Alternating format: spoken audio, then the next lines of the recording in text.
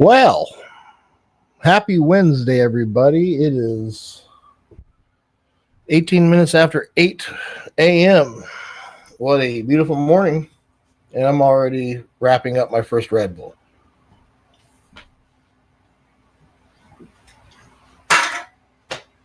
Anyway,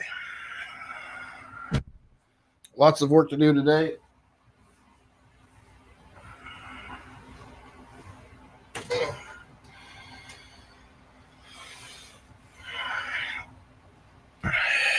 How many people here have filed for bankruptcy before?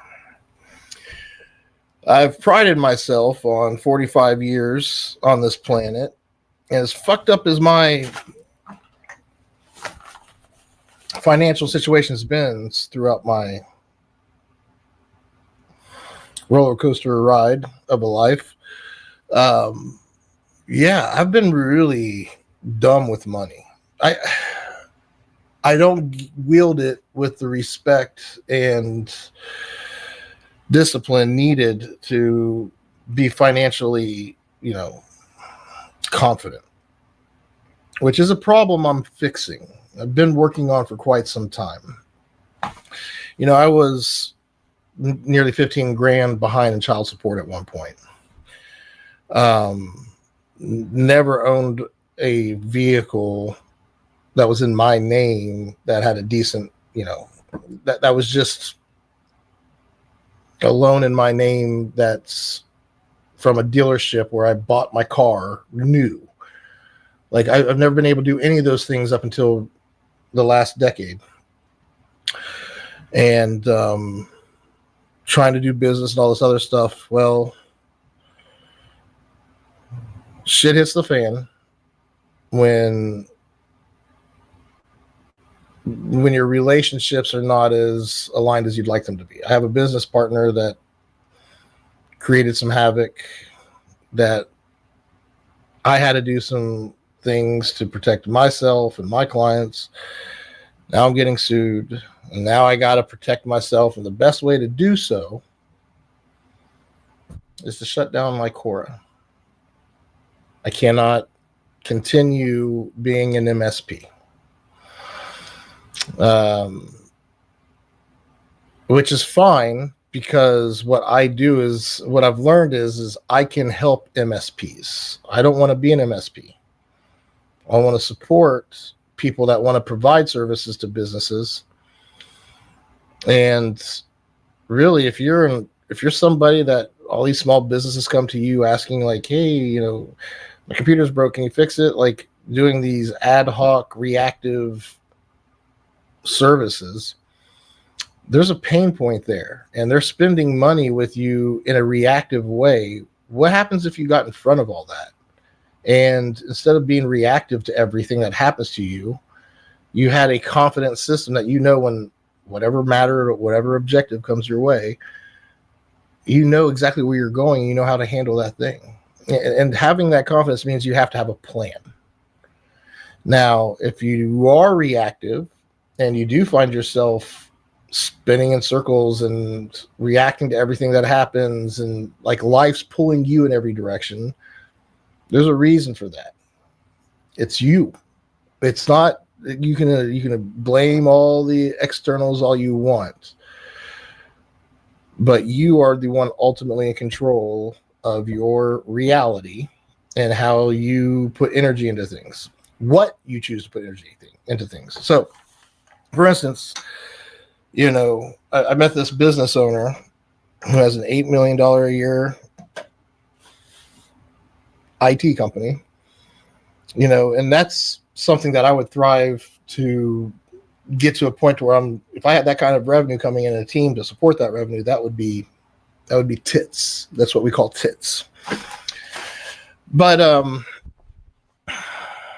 to get to that point, you have to be confident and control. And when you're working with a client to say, hey, do you want to be in control of your shit, or do you want to be, controlled by it? And to really understand how to ask that question and to get them to see what you're talking about, you really have to be able to show them in real time that reactivity. You got to be able to point it out. It's simple as someone coming up to you saying, "Hey, my computer, it's acting up. I think it's old. I think we need to replace it." Well, if you don't have standards in place and say, "Hey, these are the machines. This is what it takes for them to be in production," stay within that, and then put something in its place. I standardize everything. So if you're a small business and you're wanting me to manage more than 20 workstations, well, first of all, we're going to choose Dell. There's HP, there's Dell, there's Acer, there's all these other brands out there. Lenovo, it's a good one. And they all have services tied to their machines, because right now they're disposable. You can buy a machine and it breaks, you just go buy another one type situation. At least that's where things were getting to at one point. What we do is we buy new from Dell with a 5-year Pro Support Plus warranty. That gives it accidental for laptops. For desktops, we just get Pro Support. We don't need the Plus. We don't need the accidental side. And we do that for 5 years on laptops. And this is because on top of that, we want our clients buying good laptops. Dell just redid their lineup. They're getting rid of the Latitude lineup. Now you have Dell, Dell Pro, and Dell Pro Plus. Something along those lines. I have to get the graphic up. But bottom line is to standardize your shit. When you know that laptops can't be more than 5 years old, the processor anyway, or unless there's some kind of vulnerability that comes up and you say, okay, that processor, we need to replace those, or those need to be moved up in priority for replacement. But what you'll do is when you standardize is you're answering a lot of questions before they become a question. And what I mean by that is if somebody breaks their laptop, oh, well, how that laptop's within 5 years. So if it's within our standards, we know all we got to do is put a ticket in, and Dell will send out a rep the next day to fix that problem if it needs a part replaced or whatever it may be, if we can't fix it ourselves with the service desk remotely. And then not only that, but getting my clients to have a spare. Like, my clients wouldn't buy a fucking brand new Dell. They'd say, go to Micro Center. Before I came into the picture, go to Micro Center, buy whatever the cheapest Micro Center computer is that you can find. $400 or $500, whatever it is.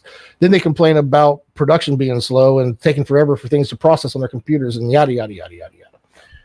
Well, what happens when you standardize your workstations and you standardize the policies and procedures around those workstations? When a matter comes up or an objective comes up that you want to do, it's simple. You've answered so many questions already. Yes, our assets are all compliant. Yes, they're all, within production norms. So that way, whatever we're doing objective wise, these should work. When somebody's computer breaks and you have a spare, you don't have to sit there and have that user down for hours on end. You have that spare updated regularly and ready to go into production at a call's notice. You put it in place, you take the old laptop away from that user, and now they have a new workstation, they're up and running. Because everything, once they log into that machine, the way we have everything set up on the back end, it just loads everything on that computer and they have access to everything and they're off to the races. We take the old laptop back, we get it back into production, now it's the spare. This standardization makes life so much easier. Now, there's still issues. Some users in some of these locations have high-end laptops, so they don't get the standard laptop. So the spare, replacing it for them, it would be temporary, and then we'd have to get their machine back to them as soon as possible and get the spare back into, things like that. But when you only have 20 users, this is all manageable. And if the spare is out and one machine is being worked on, another one goes bad, well, you deal with it the best you can. And you get somebody out there, and if you have a user down, you improvise. Usually we'll have a kiosk somewhere or something, a way for them to work. Bob's out this week, sit at his computer, log into his computer and use his computer until he's back. When you have standardization and you document things well, things just go smoother. And now I'm using AI, SharePoint, well, the whole Microsoft 365, Power Automate, all the great tools that 365 has to offer. And we're using this all to build out the ways for our clients to just manage their environments. And what I've learned is helping businesses with their branding and their marketing and helping them with their messaging and, internal identity and external identity and what this all means. The way that we manage the IT department and document things in the SharePoint environments, we're learning that, hey, sales could use this makeup in SharePoint. HR needs to be able to manage things. So we're paying hundreds a month for this software to track these things when we could build our own custom app, track these things, and save the money from this other company. Like, you start to see the benefits in using technology as a tool. So helping leadership understand what true leadership means and how to be transparent and hold everybody accountable by working from systems that give you the information you need. The issue with this is we have to track our work. We have to capture our work. When somebody puts a new system in place at a company, if it's a person-dependent system, and what I mean by that is Bob is HR. If you need to call off, you call Bob. If you need to see how much vacation you left, go ask Bob. Everything you have to go to Bob. Bob is HR. That if your company has anybody like that, Bob is IT. Jane is HR. No, HR department is ran by such and such. The IT department is ran by such and such, but the IT department has these systems that they have to, maintain. When we take that approach and we create a company's way of handling this thing and hiring somebody to come in and do that job, you have the job responsibilities laid out, like all this stuff. When I'd work somewhere, I hated working with all these people because not everybody shows up with the same effort. All right. And that's the big problem I have. When I show up to a game, I show up willing to play that game harder than everybody else, and that's exhausting to everybody around me. And to me, I feel left out because why isn't everybody putting their all into this game? Like, it's less fun unless we're all really like getting into it. Like, my effort level goes way up, and I don't know, trauma-induced bullshit. Lots of therapy, trying to figure it out.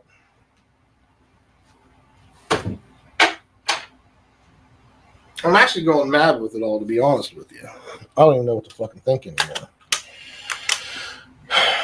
But what I have realized is the more you look inwards and the more you focus on you and those around you, if they're suffering, you support them the best you can, and you stay composed, and you just let them know you love them and care for them and you're here for them. You're here for it. You're here for the good, you're here for the bad, you're here for it all. When you become that consistent rock, you can't just say you're going to do it, but then be emotional and crazy everywhere else. Like, you have to be composed. You have to keep your shit together. It's not easy. I have no idea what the fuck I'm talking about, to be honest with you. But it's okay. I think the older I get, the more senile I'm getting.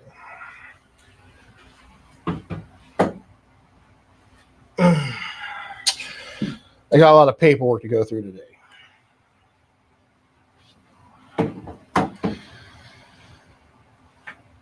I'm shifting things around.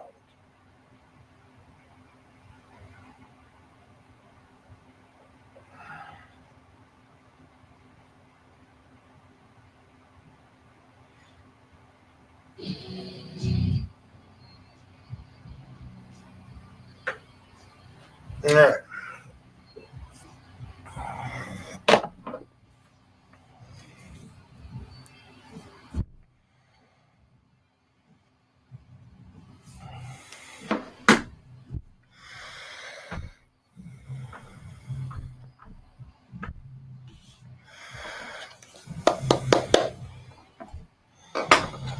Oh, my OLED. It's busted. And you know what? I thought I bought that thing like 2 or 3 years ago. 2018. I've had this fucking TV 7 years. I had no idea I've had this TV that long. And here I'm thinking, I'm going to have to buy another one. It's going to be so expensive. Because here I'm thinking this TV is super high end and special and amazing. Super. I mean, it's super thin and it's amazing looking. Those blacks are fucking deep. My first OLED, this LG flat panel, 55-inch, is gorgeous, but it's busted. So I'm like, I want to get another OLED. I want a big one, but I can't do shit right now with my situation. So patience, Joseph. Give it time. You'll replace the OLED. Just get your shit together and get through this fucking nightmare. All right, I gotta jump into a meeting here. Hopefully, see if this guy's around. Boom, boom, boom, boom.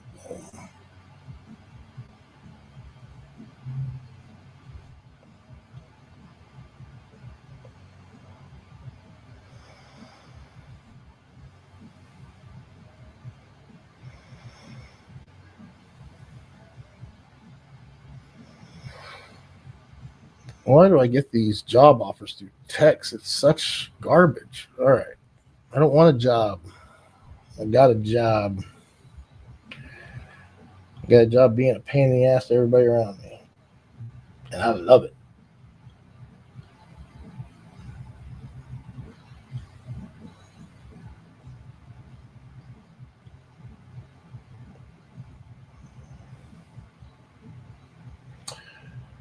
My boy David Miller says he uses Dell Precision laptops. Precisions are awesome. In fact, yeah. No, I have an XPS. XPS and Precision are basically the same family. Just XPS is more consumer based. Precision's more business oriented. Where in the fuck is my workstation? Oh, and if you want to see a new machine,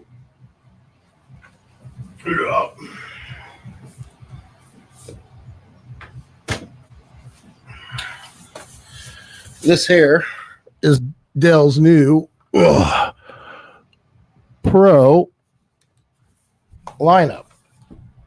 So, bought this for a use. This is essentially the spare laptop for one of my clients. And I mean, they're not bad machines. They look nice, but it feels like a plastic piece of shit. Super plasticky. Yeah, they're light, they're thinnish, but it just feels like it's cheap. It doesn't feel solid like a MacBook does. Kind of gives me that MacBook vibe to some degree. I wonder, does it do the... Nope. No, on my MacBook, I just lift and it goes up like that. But on this hinge is hinged. I gotta get this set up for a user today. That should be fun. But anyway, yeah, Precisions are awesome. That's my preferred go-to when it comes to Dell's workstations. I had a 5520, then a 5530, then I went to the XPS just because pricing, and I got a good deal on it. Oh, now Hiron wants to jump on a call. Let's do it.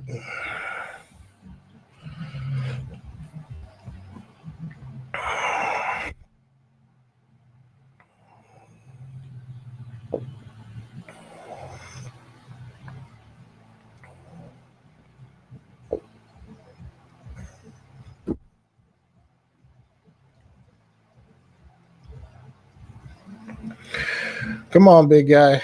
I'm on the meeting.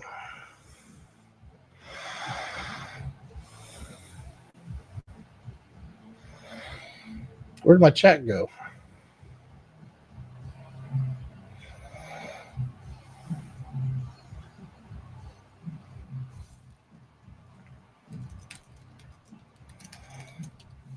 I'm going to get my drink while I wait on him.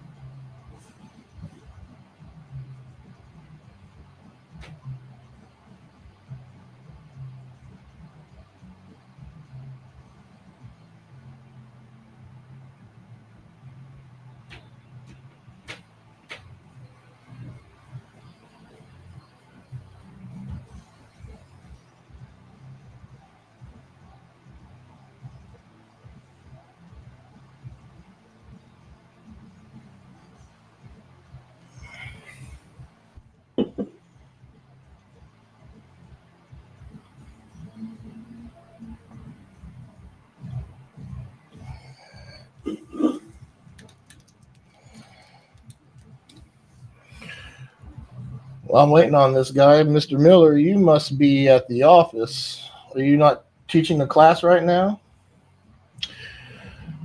Hmm? God damn it.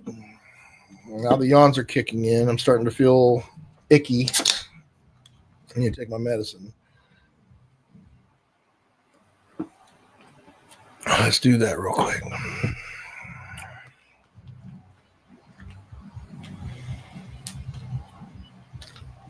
Yeah, happy September 10th, everybody. Oh my God, this year. It's almost over already.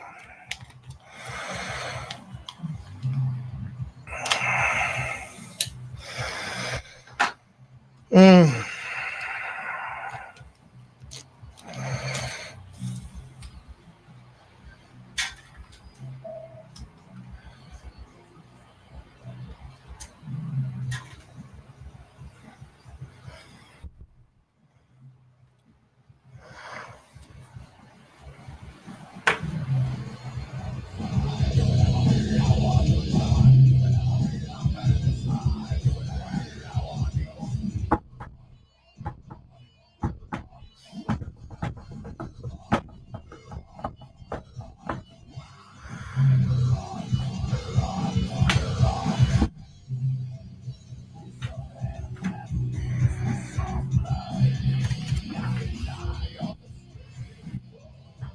All right.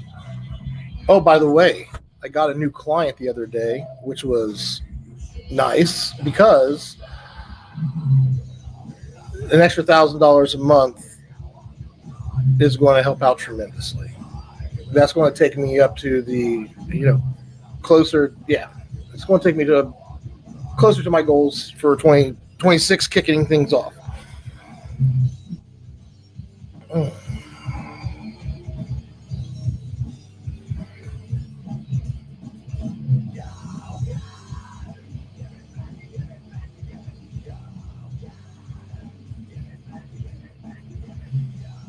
Now, Mr. Miller, I don't want to sit here and start measuring. Great specs, by the way. I'm just curious, how much storage does that thing got in it? And the 7780, the 7000 series, is that the all metal body or is that the plastic? I can look it up. What am I talking about? Dell 7780 Precision.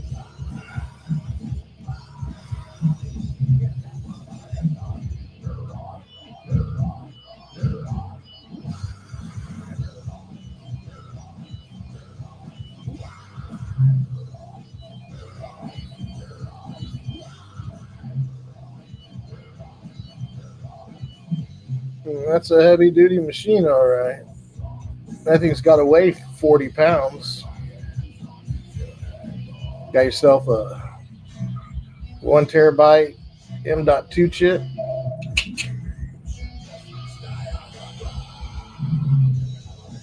I don't want to tell you about my computer specs. You're going to be like, what?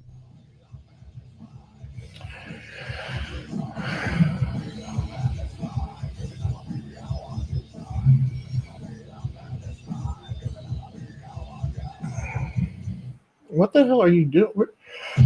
Hiram, are you coming?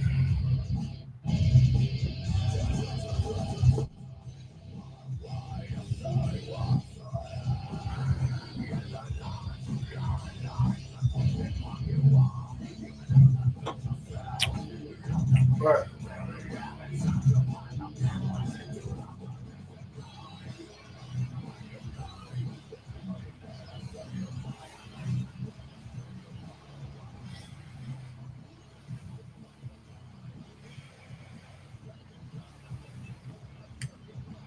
All right.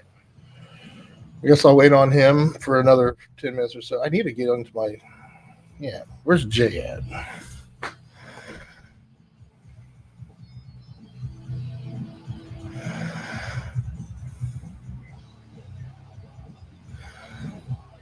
What?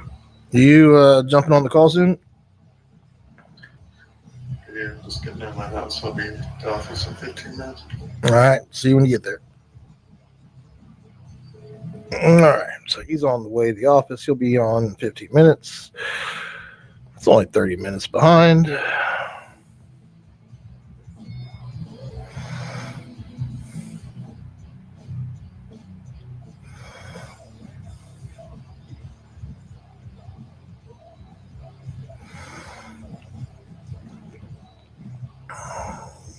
There's so much junk. Why do I get so much junk? And then I just get rid of it. Go away.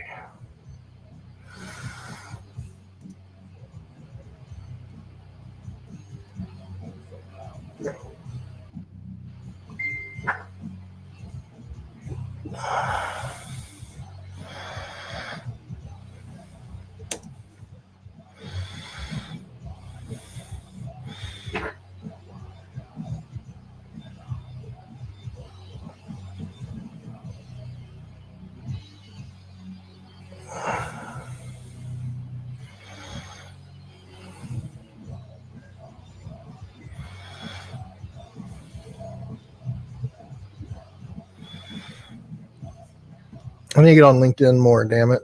I got to get my social media cleaned up. I got so much shit to get done. There he is.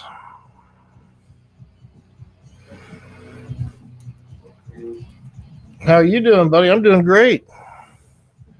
Doing good too, thank you. Well, how's life treating you? Sorry? How's life treating you?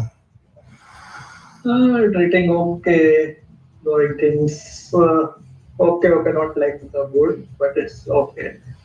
Yeah, things are not very good here either. So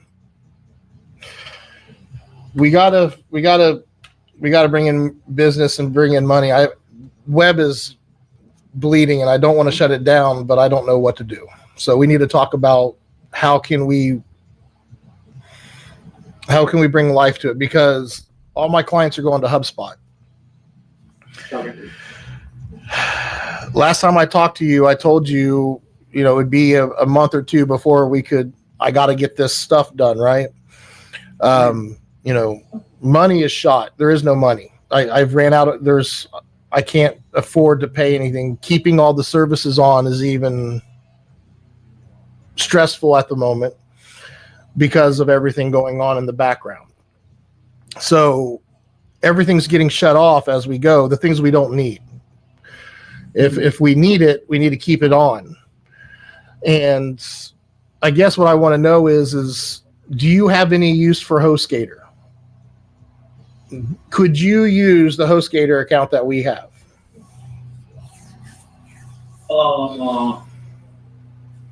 Because I already have VPS, and I'm using my VPS for my clients.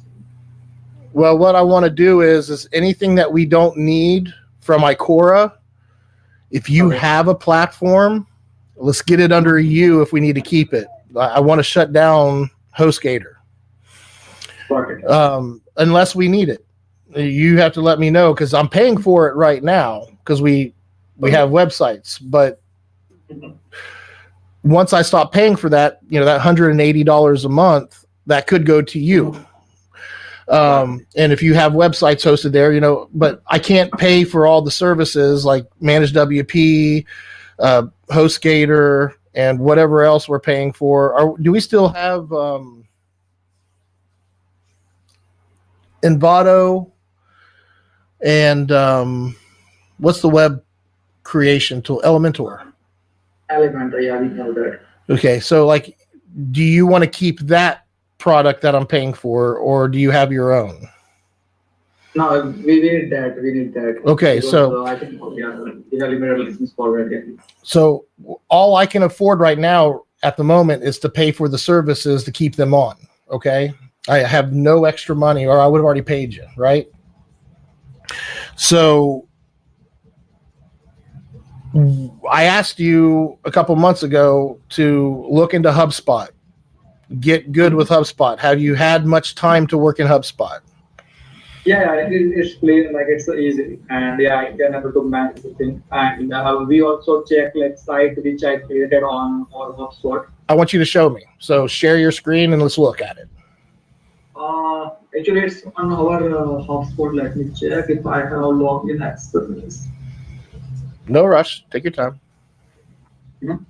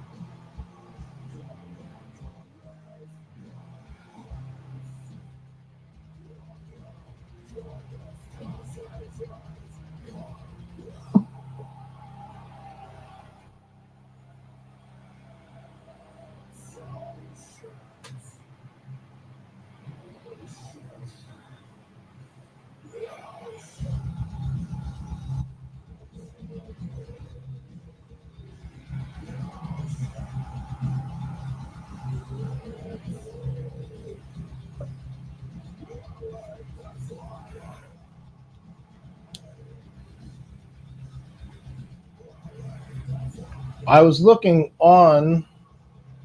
Mhm. I was looking on the. I was looking at HubSpot earlier, Mhm. and you did this in the Icora HubSpot, right? Yeah.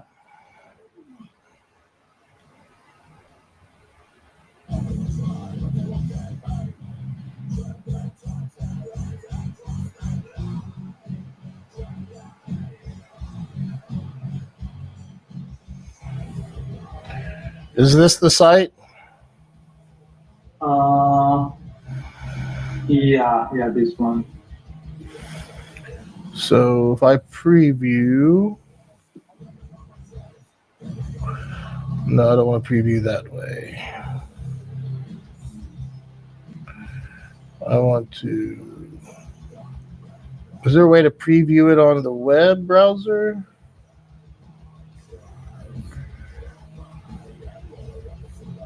You can preview and There we go. it will solve. Yeah.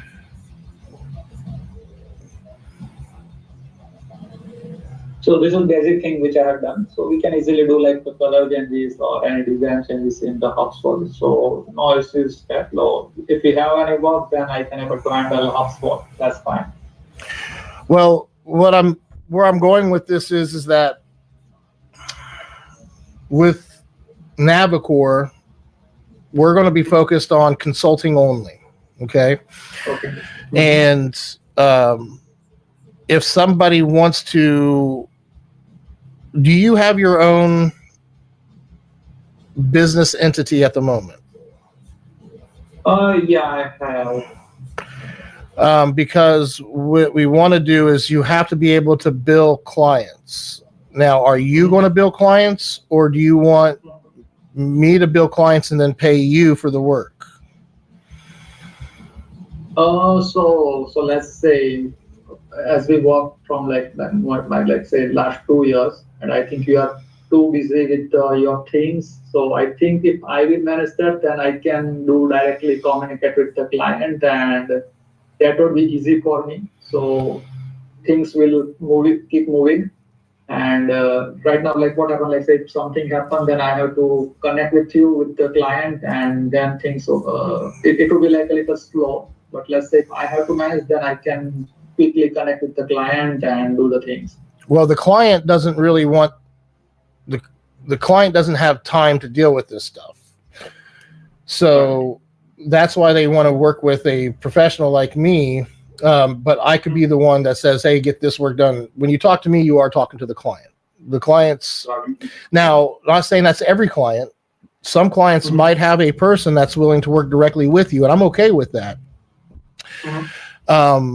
The way we did it before is that if we manage their web, then we took care of everything.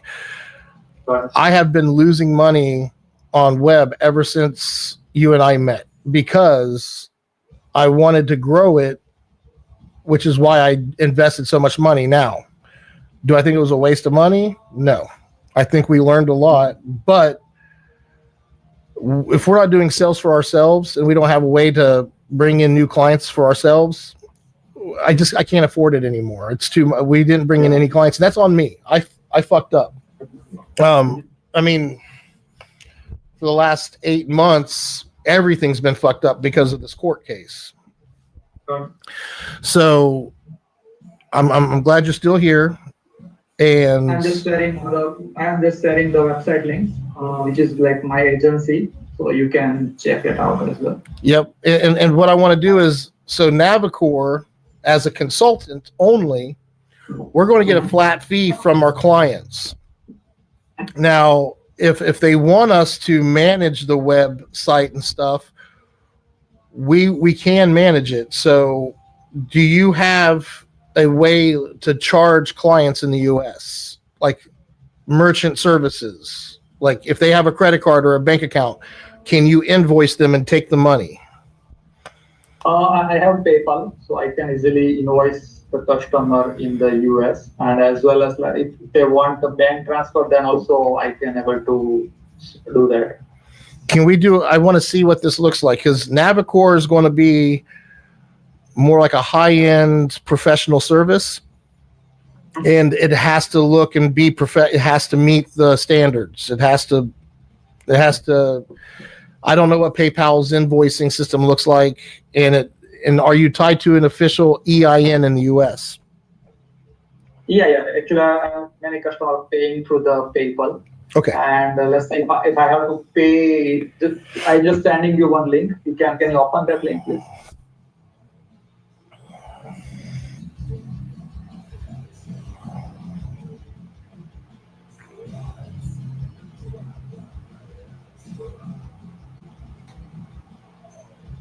Where did you send it? In the chat. Oh, in the chat. Yeah. I was looking at my email. Hold on. Mm-hmm. So let's say if someone wants me to send invoice, then also I can do that. And if someone want directly payment link, this is not a professional invoice. This is a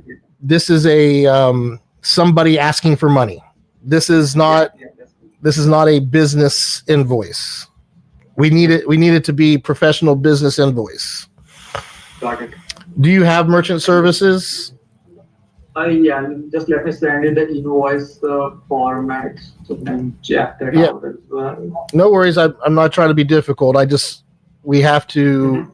My clients are very picky. Got it.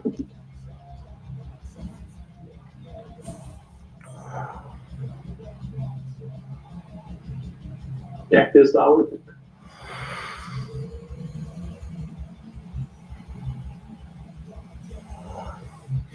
Now, Wegman had hired this Steven guy to do their website, and he's using HubSpot, and he has no clue what he's doing. He's learning right now. That's why I asked you, get good with HubSpot.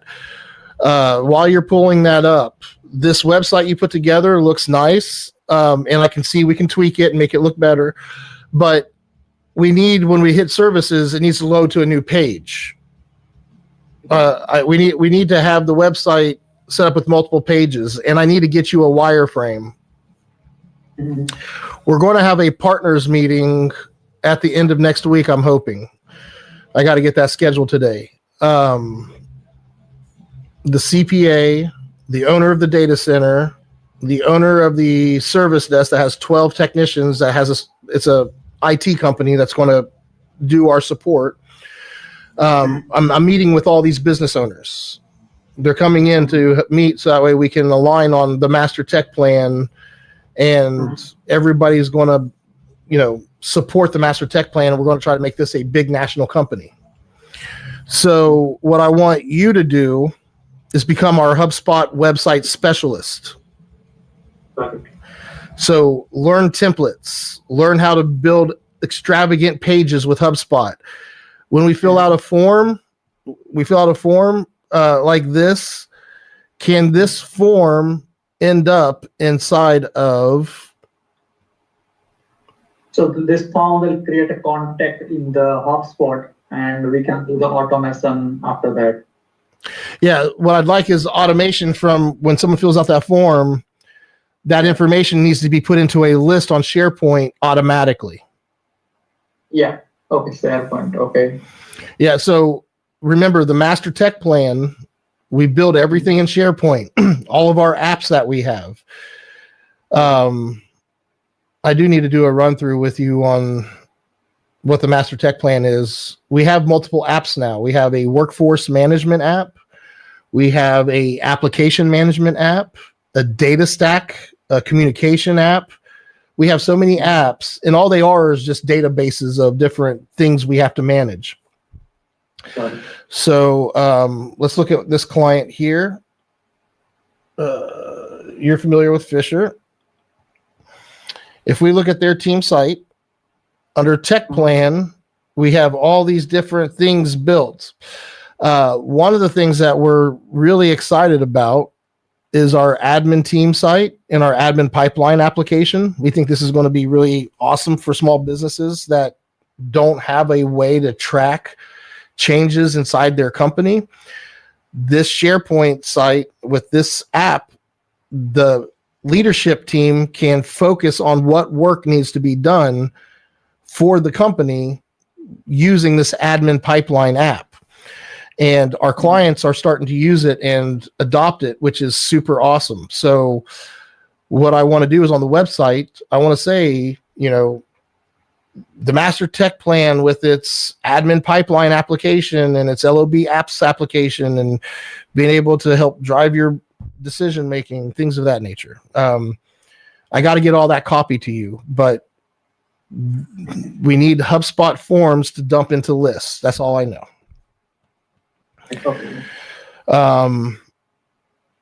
Yeah. So become a HubSpot specialist. I'm going to get the web stuff cleaned up, and we're going to be shutting down all the web stuff because once Wegman Company gets their website off, then we have AP Schweitzer. Ooh. I wonder if we should build AP Schweitzer. We should get them HubSpot. I don't know. I don't think that he doesn't have a sales guy. There's no point for HubSpot. AP Schweitzer will need their website hosted. So we'll probably So how much AP Schweitzer paying us monthly or something like that? Yes, $150 a month. Okay, for the web, right? Correct. And that should be backing up the website, giving them an SSL, and having their domain registered and secured, and their website supported and hosted. And as they make changes to the website, all that's included for $150 a month. What do you charge customers a month for a website? Usually if they want the maintenance, then I charge $100 per month. But usually it's just a maintenance, not a hosting and the domain. How much is the second one? Say if it's only I charge only for maintenance, not hosting and the domain. So let's say if someone wants hosting and domain, then I charge yearly $200. But if they only want maintenance, what do you charge? Yeah, for maintenance I charge extra for $100 per month. So maintenance is $100 a month. That's it. Yeah. And hosting and the domain is $200 a month.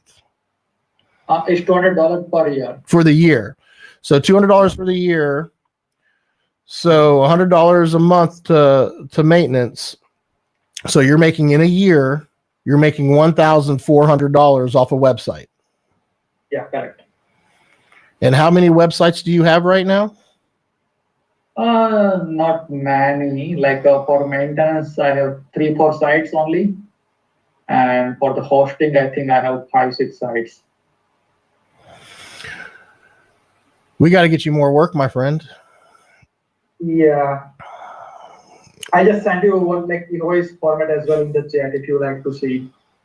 That's how people send the invoice to the people. So let's say if I add the details of the customer, then PayPal send details like this.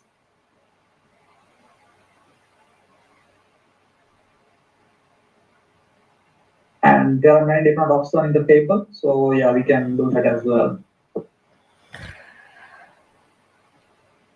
This is better, but I may help you. I may want to get with you to talk about the setup of your invoices, but this is better. This is better.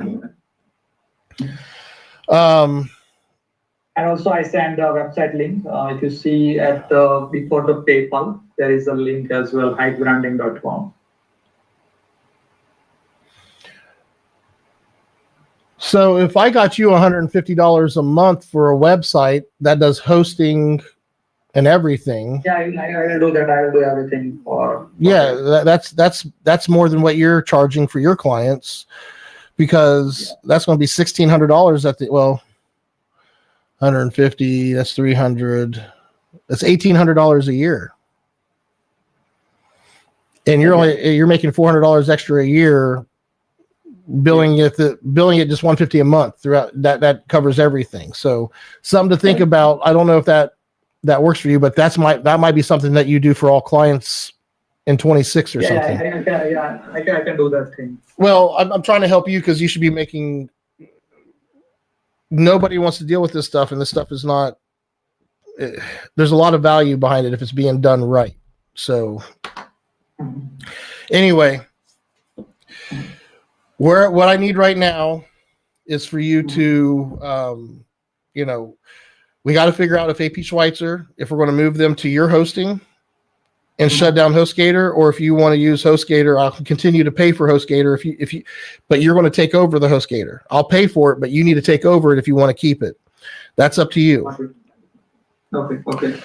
Elementor and all these other apps, I'll continue paying. That's all I can do right now. I can't afford anything else. I'll pay for all the apps that can stay open after the bankruptcy is done. After Navicore is up and live and we have our new business running, we're going to sit down and have this conversation again so I can see where we're at. Right now, everything's up in the air. I don't know where things are going to land yet. So I appreciate your patience. And you can check my website as well if you want to see. This year? No, not that one. It's branding.com. What was your website? What's your URL? No, I just sent in the chat, the last one.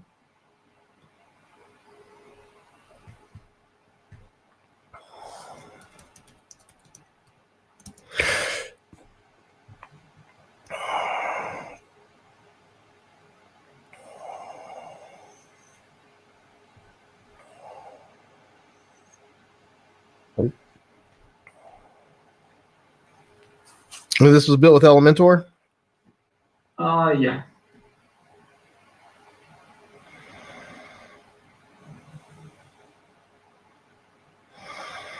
I like it. Are these your clients? Oh, yeah, the old one and some new ones.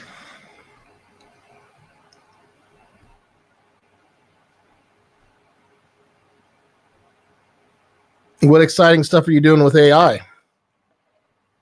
I built like a AI agent. So let's say if someone has a clinic and they are like offline for a night, then I can develop an agent which can talk with the patient like off working hours and book an appointment on behalf of the receptionist. And they're using that in production now? Yeah, no, it's not production, but I'm still developing it. So it's under development, but like say 80% of work is done. So it's a calling service. So after hours, yeah, someone can call the doctor's office and the AI is going to answer the call and help the customer. Will it schedule appointments? Yeah, that's right. So you're tying into their EHR system, correct? Yeah, means I tried to connect with the EHR system, but there is a limitations. But yeah, we can do that. Well, I'm just curious how you dealing with HIPAA compliance. For the HIPAA compliant, the rule is like we can't save the data. So basically, let's say whatever we call, and we can't save the recording. And once the call is done, recording will automatically deleted, and data will be pushed to their EHR system. Okay, Mhm. that's cool. Yeah, I would like a demo when you get it done. Yeah, sure. So I will do that. Yeah, And I think Joy is here. Yeah. yeah. Hello, Joy. Hello. Well, there's Jay Gates. Well, good luck with your project with the AI agents. You know, that sounds like a decent use case for AI. I think people want to talk to a person, so I think, you know, yeah, as long as yeah, I'd love a demo to see how that goes. Hopefully, it's smooth. But yeah, Jay, we were just I was taking a moment here to talk to Hiron about. Are we on the? Yeah, how did you get to iCore web status? That's weird. But anyway, we're just wrapping up. I'm going to jump onto the accounts meeting here in a second. I was letting Hiron know that iCore is shutting down by the end of the month, and that we just need to get all the services off of the HostGator that is on there now. We're in the process of getting everything off of there. Jay, how many websites do we have that are your clients, Jay, on the HostGator? Because I know at one time we were doing a big cleanup to get it down to one HostGator. Do we have any of Jay's clients on the HostGator? That's production. I can pull it up real quick. Not sure, but I think there should be some.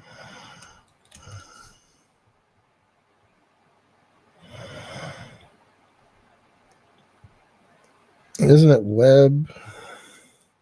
So with Carlos,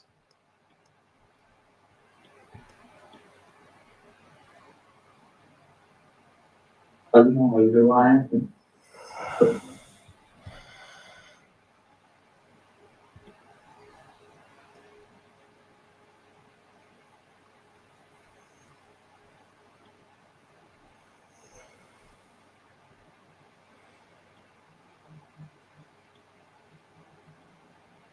Mm-hmm.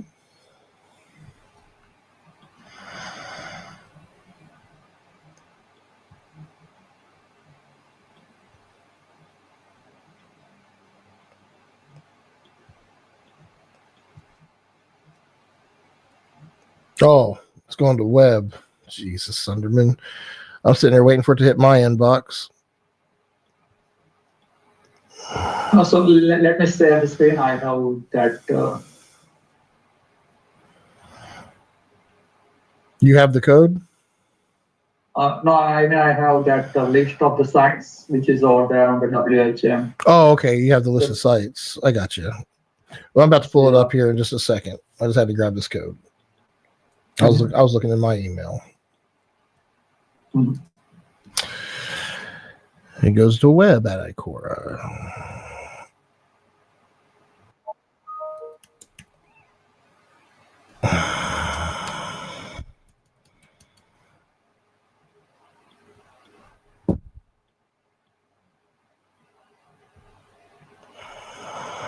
Jesus Christ.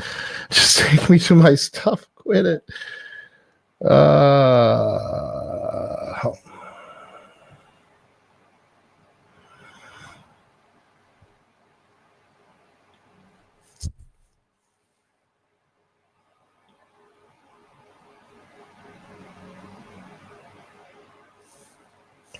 Angie knows the truth. That needs to stay alive, right, Jay? I don't think that's work.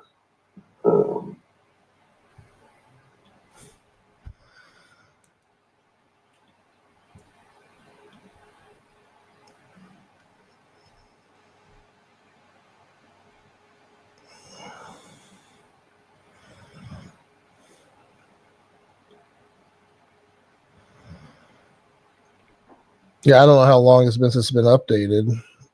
Are these recent? Because I mean, it could be fed in from her Instagram. Might automatically come over here. I don't know. Is this January of this year?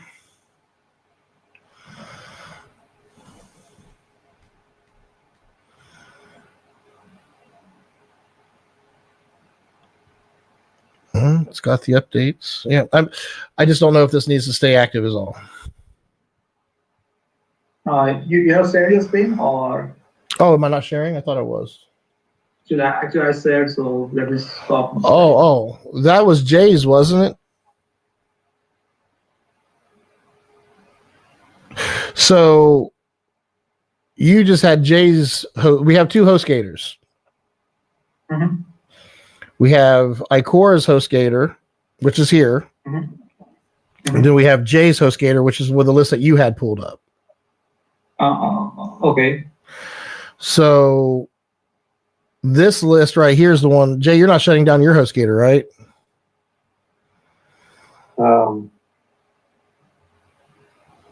I don't. As far as I know, Melanie's.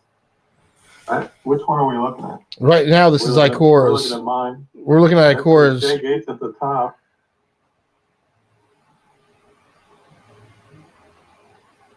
I think this one is the J's photo, which is say username J Gates. Really? Yeah, this is not Kalos one. Hold on. Let me go to my old profile. Or is this my Ikora? This is my Ikora.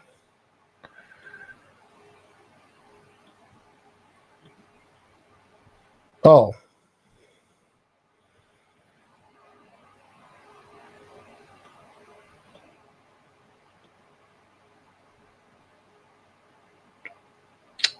Well.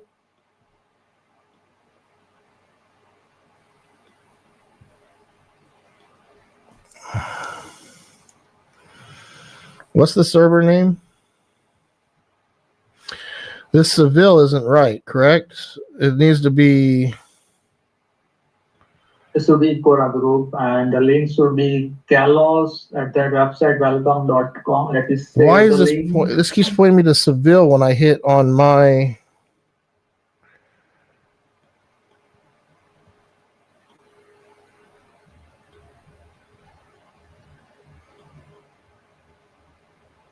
I just sent the link of the Kalos one.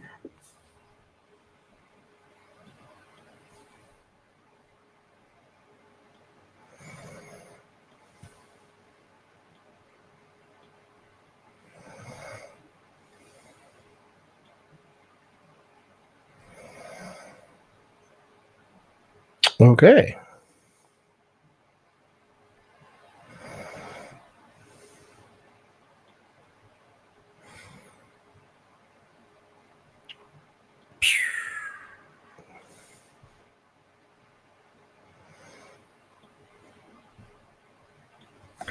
If we do an NS lookup of these domains,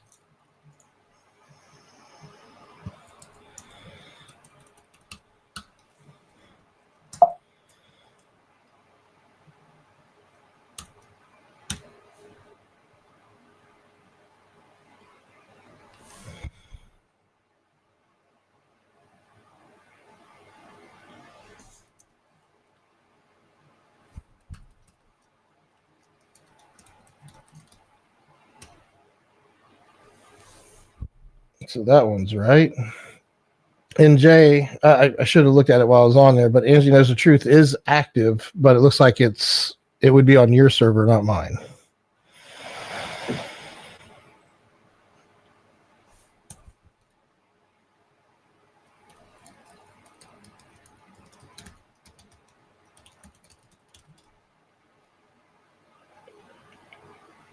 Your home solutions, is that in production? I mean, we haven't updated it in 10 years. But it's in production, right? It's active. Yeah, it works. Looks like your website's being hosted on yours. Cincy PCS, that is. Oh, shit. I forgot about Cutthroat.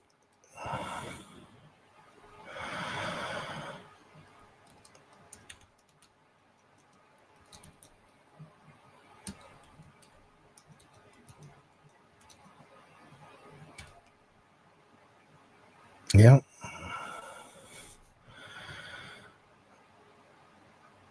Fisher Design should now be on HubSpot, right?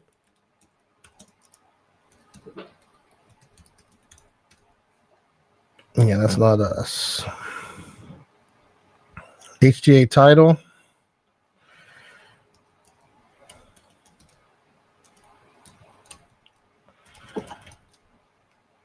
Yep, that's here.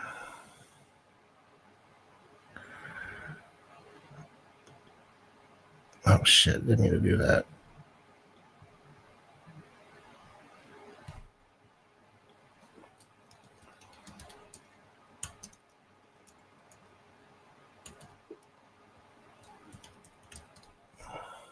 Yep. So we got some work to do here, it looks like.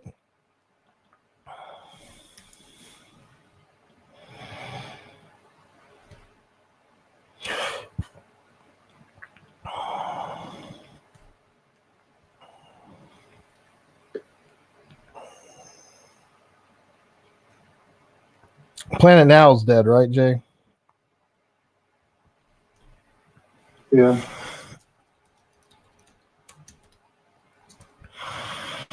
I think that domain is not even registered anymore, is it? I think she still uses the email.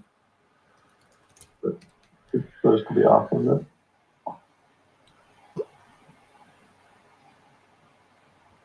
Is that right?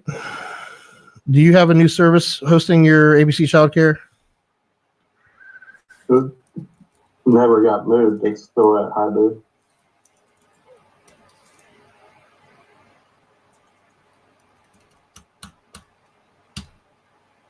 Okay. And I know Mem Law, they're on yours, right? Yep.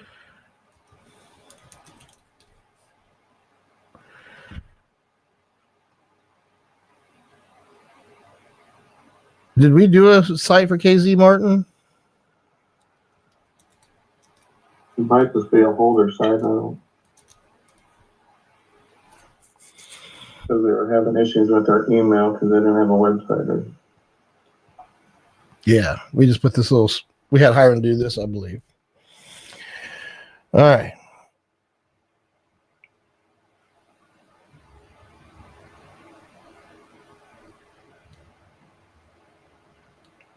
Well, if we so we're going to go to Cutthroat Brand, JDTCO. Jay, what do you want to do with JDTCO? Like, are you wanting to be basically Navicor is a consultancy? We're going to work with Hiram and his company to do our web stuff, and clients will pay him directly. And what I'm helping Hiram do is remember that AI company that does websites? They charge $250 a month for a website that you can't even own or take away if you leave them. For $150 a month, we're going to do the domain registration, secure the domain registration, make sure the site has a valid, secure SSL, and keep it up to date with all the plugins and maintenance and all that stuff, and back up the website. All that for $150 a month. And if they need something changed, now, Hiram, are you willing for $150 a month if they stay with you for 3 years at a time? Would you be willing to do a new refresh of their website every 3 years if they were consistent and paying you $150 every month? Yeah. So let's say we have to design after the 3 year or in the start. I would say at the start we would want to do a refresh website, and in 3 years do another refresh website, and not saying that we're changing the website in 3 years. We're just going to do a refresh, not rebrand, not a rebuild, just a refresh. There's a big difference. And if they want to rebuild, well, that's going to be an objective. That's going to be a project. But if it's just a refresh, then that should be covered. That's us doing a new theme and making it look better. Like, Okay. It's the same site. It's just a refresh. So, and then if they want to add a page like a form to do this custom thing, well, that's a major change from the $150 standard app. We'll build them for the objective, but yeah, as long as so when we first bring them on, we can do an objective to get the website refreshed or rebuilt from what they had before. That would be an initial objective, then the $150 a month, and then that refresh is part of that. Yeah, so I'll get all that written up, but that's essentially the product I want to be able to offer to my clients. And Jay, what are your thoughts on that? Is that too much? I don't know if it makes a difference, to the client or per client, or you just tell everybody that's what it is, I don't know what choice they have. It's that or find somebody else. And that's where, and I think it's okay. And I think if we're confident and we're practical with it, there's no pressure sales here. It's, hey, listen, we're taking care of this thing in 2026. This is the new pricing. And what I want to do is be able to give Hiram, even if we do 4 sites at $150 a month, he's making some decent money. And Hiram, Navicore is going to expect you as a partner. You're going to manage our web stuff for us because we're sending you these clients. So that means we should not have to spend money on our websites because, you helping us with our website makes you more money. Okay. Anything to add to that, Jay? No. As far as, is he going to have his own hosting? Well, that's what we were talking about. You want to use your own hosting, correct, Hiram? Yeah. Yeah. So we're going to get all of our clients off. I'm getting all of my clients off of HostGator and onto his stuff. If that answers your question.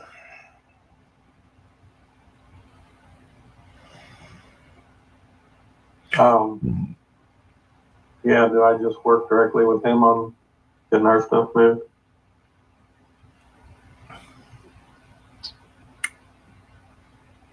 Well, that's something that you'd work with both of us on, because that all depends on how you're wanting to move forward, Jay. I mean,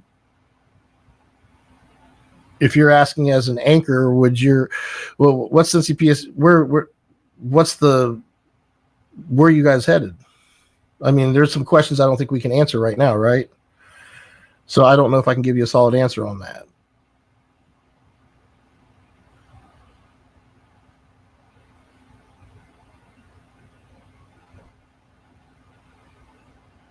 Well, I guess that was the question: do we need to work through Navicore, or do we work directly with Hiram?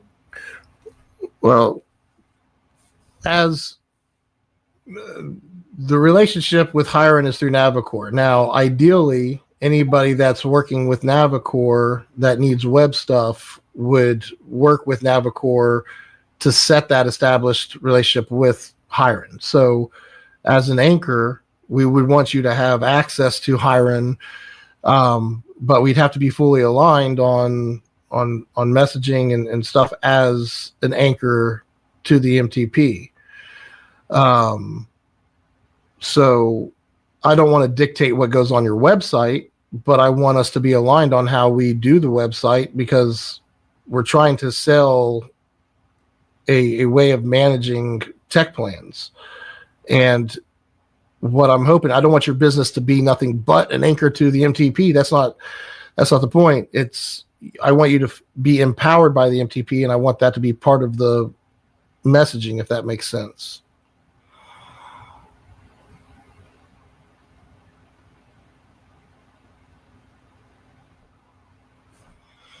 Okay. Navicore's main mission here is to help every brand and every individual we come in touch with to embody the matters versus objectives and how to work with your manager time so you can make as much maker time as possible. And we all are working together to learn how to collaborate effectively and efficiently as a team, or as a group. So I want that to be kind of the premise behind all of our messaging, if that makes sense. Like, we're not part of some weird, I'm not trying to create a cult here. I'm just trying to create a product here that we all are pushing. Every brand that has clients that is supporting them a certain way, like a producer. Navicore wants to be a producer helping businesses do well. And for companies not to be afraid to say, hey, this is our producer. Because if somebody comes to us to produce something and they got it from your website, they understand, oh, if I work with this MSP, they also have this really, really awesome like web company that they're working with that can help us with our websites in this, leadership and training, situation. Like, yeah, that should be something that you should get from going to your website and viewing it as an MSP. Same for hiring. I'd like for your website to indicate somewhere, and that's something that we have to figure out. I don't know what that looks like, but I do want us using HubSpot for part of the master transformation plan is getting people to manage their clients, and HubSpot, having a website in HubSpot, having the forms filled out. So as people fill that out, it puts them into the CRM. So that way we can track their progress and sell them their services. We got to create that funnel is what I'm saying, Jay. We've never had a funnel, have we? Nope. So in order for us to have a funnel, are we all aligned saying that we want a healthy pipeline of work coming through to us? We all want that, correct? Yep. Kevin's got one. 3Z has one with Eric and Catherine. There's all these pipelines that people have, but I don't want to rely on others' pipelines. I want them to look at us and be like, oh, cool. Yeah. Like, here's our pipeline. Can you help us manage this? Yeah, that's awesome. But I also want us to have our own pipeline. So we got to get that figured out. And that's part of this conversation.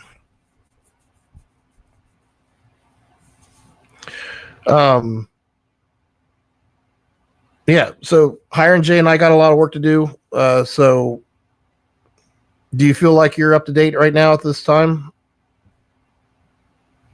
Yeah, I'm up to date, so no issues with that. But yeah, keep things moving, and we can communicate, and we can move things quickly on my host or whatever you will decide. Yep. And what I would ask you to do right now is learn templates, learn how to build like elaborate websites. They don't have to look great, but learn how it works. Learn how we can get a custom template into HubSpot and build a website with it. Learn how to take a custom template and tear it up and make it your own. I just want you to I want you to know HubSpot website design in and out, up and down, all around. Become an expert at HubSpot web design. And do you need me to update the subscription?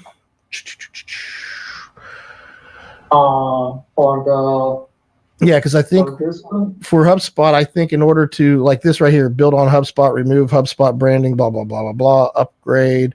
I think we have to have a content or some kind of. Oh, we can do that good, and then all we have to do things live. But I think we are not needing right now to make it live, so that's fine for now. Yeah, I just know that we're.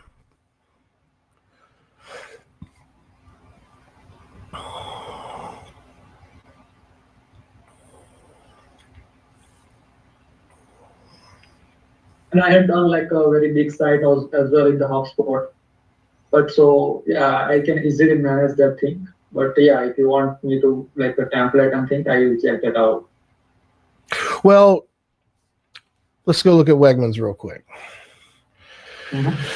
So Wegman Company, under their VCMO, we have HubSpot. I'm going to sign in with 365 because I got it tied to 365. We're going to do this with our HubSpot when we get Navicore up and running in production. You'll sign in with your hiron@navicore.com email address. Go to web pages. Oh shit, he hasn't started. Okay. He screamed for this license, asked me to delete all the old shit he built so he can start building new stuff a week ago, and he still hasn't got anything in here. So that's awesome. Yeah, we'll review this next week. Hopefully he has something in there then.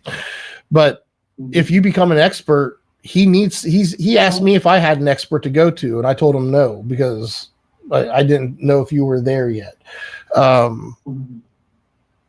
So basically they have wireframe or something like that.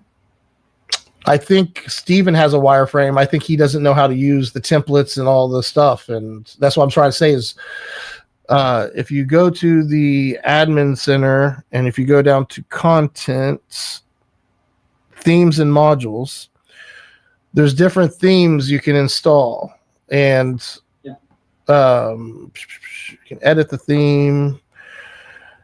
So there's a global theme editor that you can use, and then where's the actual?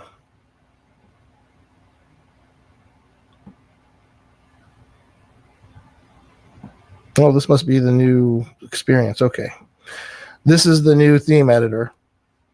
So I just want, I need you to be an expert in this. So, or you can suggest me as a HubSpot guy for them, and then I can discuss with them. That would be easy. Yeah, you can even upload themes. So if you have your own theme, you can upload your own theme. There's a marketplace where you can go download and search on the market for HubSpot themes. I just want us to be able to manage all of our clients' web presences through this, because what those forms are going to do when people fill out the forms and stuff, it's going to put them right into their CRM. And Jay, you and I need to be working from the CRM as a salesperson. You should be living from your CRM. You pull it up, you look at the people that you haven't, like it automatically puts the people that you need to engage with at the top. Once we create our sales funnel and know how we're doing things, it's going to automate a lot of that for us. So when you sit down to do your work, Jay, you know what clients you need to reach out and talk to. Even current clients with objectives and the sessions going on now, if we have clients that don't have a subscription, but they're doing it ad hoc, we can bill even more money doing it ad hoc, but we have to be able to make that. Gets real crazy when it's like that. So yeah, focus on the clients that we have now before we open up ad hoc sessions and things of that nature to the public, which should get them hooked on becoming a subscriber to the overall plan. That's the goal here, but we got to lock in concrete what we already have before we go piling on new, if that makes sense.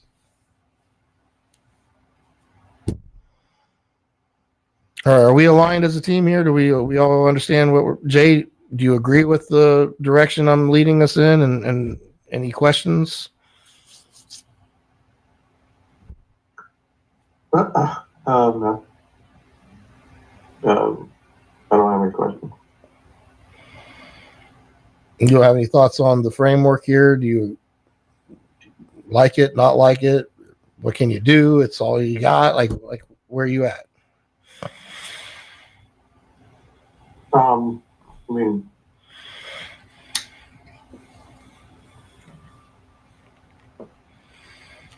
I guess we just need to figure out, are we using lists or are we using HubSpot? Well, that's a bigger question. You're asking a bigger question on like, how do we act? Lists are great for tracking the things we have to track internally for a tech plan for a client. Essentially, when we use SharePoint and list and things, we are creating a tech plan for the client in their SharePoint and documenting it all out. HubSpot is for us to manage the relationships with the different tech plans, whether it's for an individual. Individuals have a tech plan for their home and their individual selves. Then they have a tech plan for their company. You know, are they in charge of the company, or are they just using an asset and they're a user within that tech plan?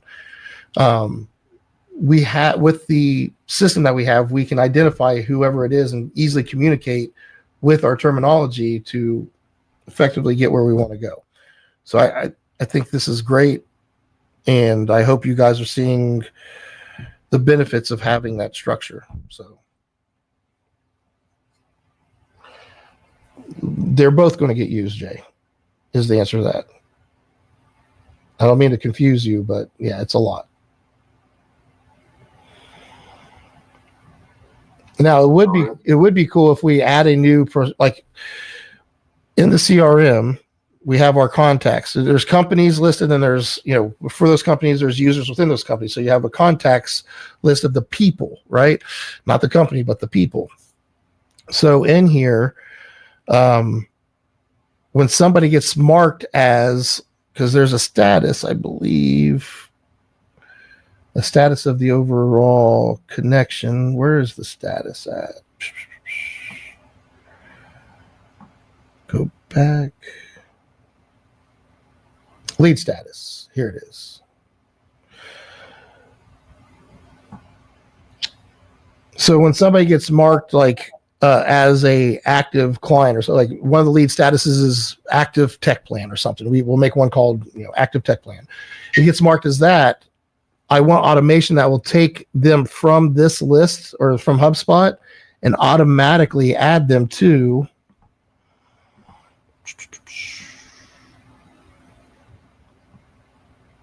our tech plan manager.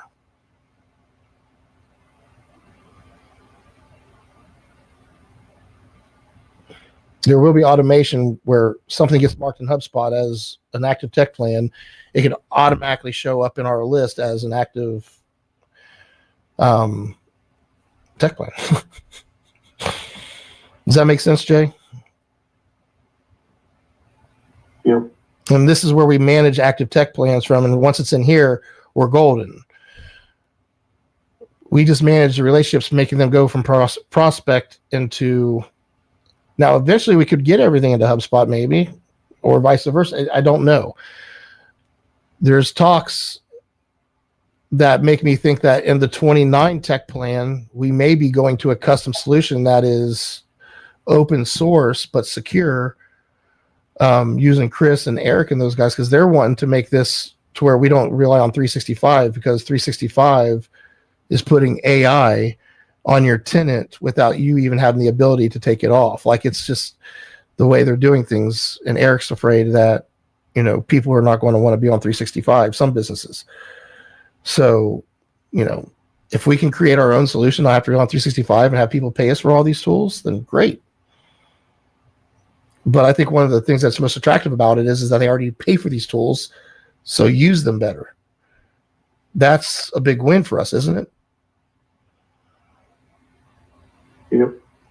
So I don't know what that looks like in 29, but right now, locking in the 26 MTP, we're doing our sales funnel, and prospecting will be built through HubSpot. It's not going to be ready before 26, but we're going to figure it out in the 26 tech plan. All right. Furl, we got to go. So, Hiram, thank you for your time. Thanks for your patience. I know it's been a while since we've talked. We'll talk again soon. It sounds good. All right. Jay, I'll see you on the accounts meeting. Yep. See you.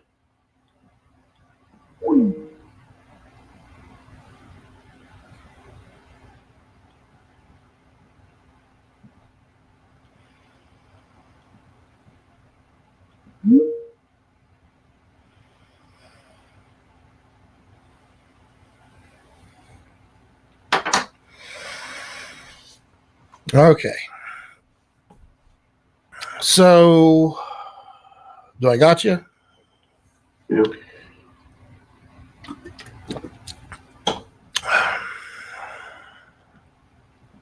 Share my screen.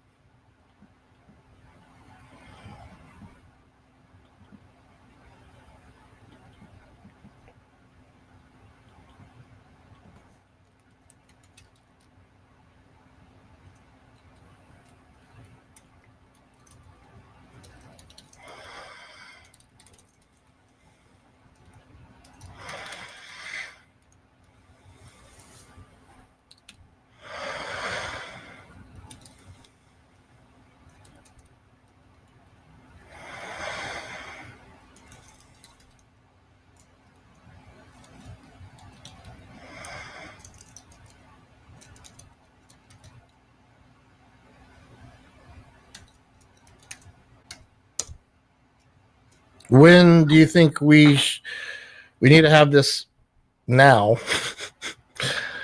How soon do you think we can kick this off? Like how soon does it sound too soon? I gotta get Andy, Kevin, Eric involved. Ash will be there. And possibly Jennifer. And Chris. Guess it depends on the other people's schedules and what you want to cover.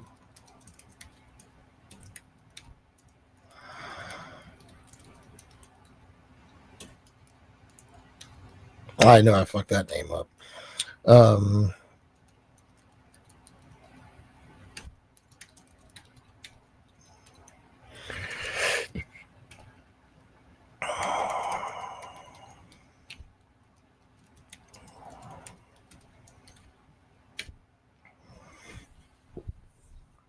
I might ask Scott Wegman. He's been really getting involved. He might want to be a part of it. But I'll see what he says. I don't really want to bring... I want to keep him... Yeah, well, he's got too much going on. I don't want to bring him in just yet. So, essentially, what I want to do is every one of these people listed here work with people and have clients. Even Ash has clients and she wants to be able to use the MTP for her clients. Jennifer says the same thing. Chris says the same thing. Kevin's intrigued.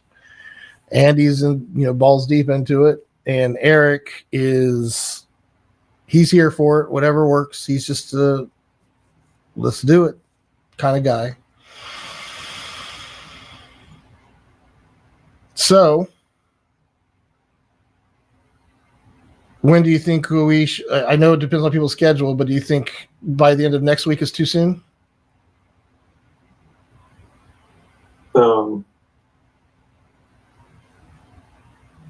I mean, I'm open to whatever. What do you need from me for the meeting? So, Chris Brock is going to be our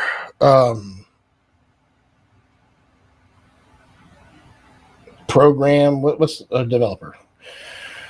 AI developer.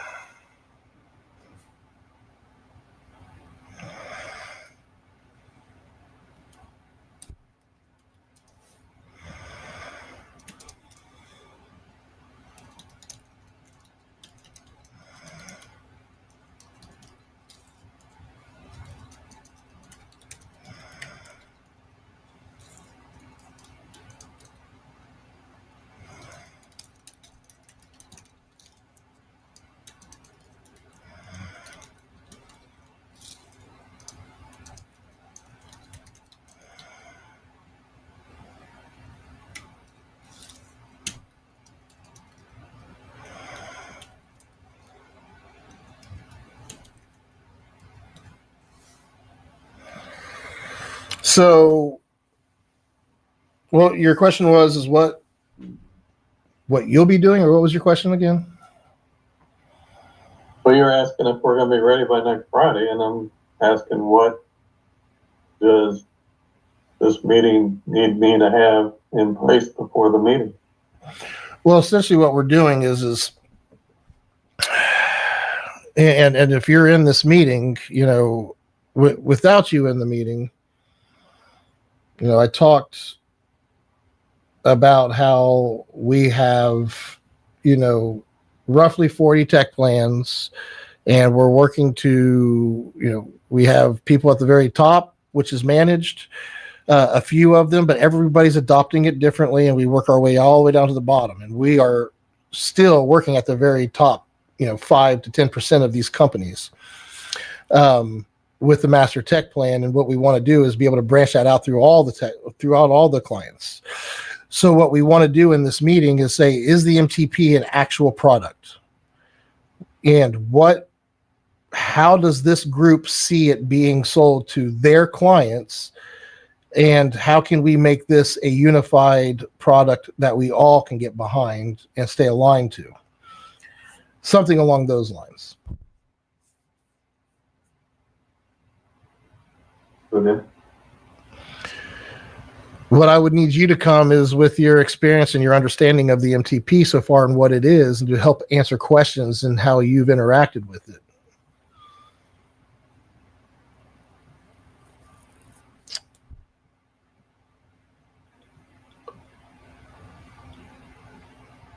Okay. So, I mean, These fucking people. Go ahead. as far as preparing goes, is that all that I need to be prepared to do? How many of your clients are introduced to the MTP?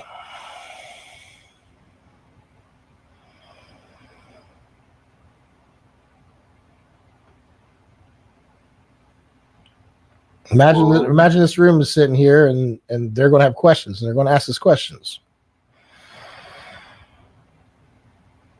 Have your clients been introduced to the MTP yet?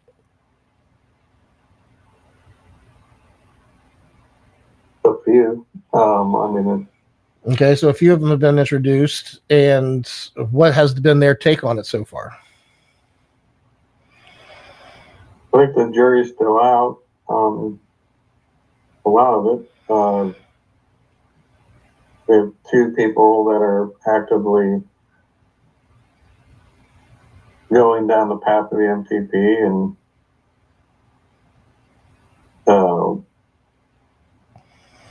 we don't have,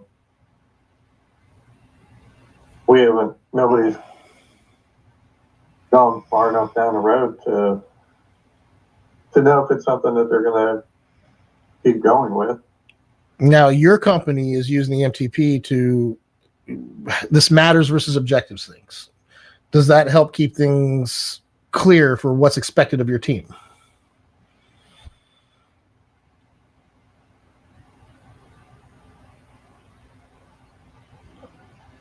Yeah. So you find it, you as a practicing, practitioner of the MTP internally, doing it for, you are working on the business. You are essentially a client of Joseph Sunderman as he gets ready to introduce this new concept, Navicore, which is this master transformation plan to help companies quit being so reactive to things and to be more confident and to have the systems to help them do their job. So do you feel like the systems that are being put in place are useful? Like, this is why it's so hard, because I wish that all these questions were, yes, we were doing the objective pipeline. It's going well. I have 3 clients doing admin sessions right now. And, the verdict's still out on whether they're going to actually go for it. The only client that's paying for it is only doing that because they're got a compliance thing and they waited till the last minute and were forced into doing this. But I do believe we're doing it in a cost-effective way for them to be compliant and help them get to where they need to be. Yeah, I just need you to come in and we're trying to sell these guys on, does this work? The issue is it works for Joseph Sunderman. He's able to track things and be more confident and have his day-to-day, but getting other people to do it, it's just, yeah. So, I mean, there's definitely a cost-benefit ratio, and I don't know, a lot of what is in the MTP is a process that the MSP should be doing anyway.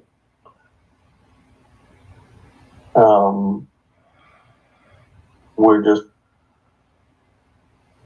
don't have all of the tools to do the process. And the client would see the process if we were able to actually do the process the way that it should be done. well, what I've done for you is I've given your business a standardized list of 8 service groups to be able to supply to your clients. I gave you a way to break down the difference between provided versus managed to be able to communicate that effectively with your clients. And that will allow you to bill for things that are outside of scope easily. And it's just the structure, Jay. It's having that structure in order to support your clients. It's having a yearly subscription for different levels of engagement with the tech plan. You got Home Pro, you got Soho Pro, Business Pro. Like, you have a product suite now. You have subscriptions. You have all these things that were put together. Now, you have to have somebody manage these things and uphold them. I agree with that. And is everything where it should be at right now? Probably not. It's not being managed. I mean, the things that need to be managed are like Home Pro's falling apart because there's nobody really watching it. I don't know how much money is there. What was it, like 12 grand a year is what we were making back in 2020? Something like that off of Home Pro. And now it's probably, with the prices over doubling, going from 185 to 485, a $300 increase. That was supposed to weed out a lot more people, but keep our income, that $12,000 intact, but get rid of most of the noisy people, and we kept the ones that were willing to pay for it. At least that's how it was supposed to be. And tracking these initiatives and making sure they get done. These things come with practice, and that's what I'm trying to do. So, getting these people to get together, I think if these guys were part of this and they wanted to see your efforts, I guess, I think you'd be more inclined to align and do this, because now there's more people other than Joseph Sunderland, people that you respect because they're other business owners. And I think it's going to keep us all on par, I guess. Does that make sense? Yeah, like a round table.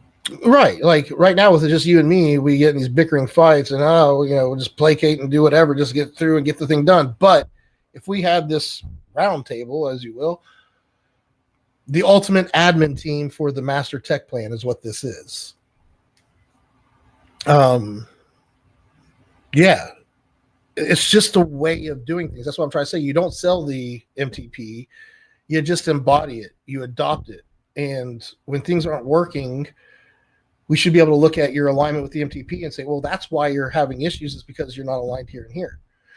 It really is meant to be, I really built the whole premise of the master transformation plan based off of one thing: stoicism. I was having a fucking hell of a time trying to control you, control the technicians, control my clients, control everything, because nothing's going the way I want it to go. Well, what they do is outside of my control. I can only control what I can control. So detach from it, stop caring so much, and focus on what you can't control, because that's what you should care about. Those are the objectives. Now, if something is bothering your objectives and things that you are controlling and it's out of your control, well, those are matters, and you can't control matters. Now, if Jay Gates is supposed to be aligned and we're doing these objectives together, but something's not going right, well, there's a matter somewhere. There's a misalignment. So it's all about control and what you can't control. And when things aren't going right, you got to look at what matters are causing the thing not to go, not getting the results that you want. It makes sense, because when there's a matter, there's something liable for that thing not happening. And if you can figure that out, that's what it's all based on: objectives versus matters. Now, what's the goal with understanding all this? Like, what are we trying to accomplish by understanding this now and where we're going? Well, you have to have a desired state, and you have to understand time, which is the most precious resource we all have. Manager time versus maker time. So if we need to improve our manager time and get more done and build systems to condense and make our manager time down to nothing. If I went into a new client today versus 5 years ago, to do an assessment, I'd be all over the place. I wouldn't have a clear way of doing it. I could create a worksheet and go through there and just get all the work. But now that we have this structure, I can get an assessment done in 15 minutes, and it's going to be way better than me spending 3 hours 5 years ago.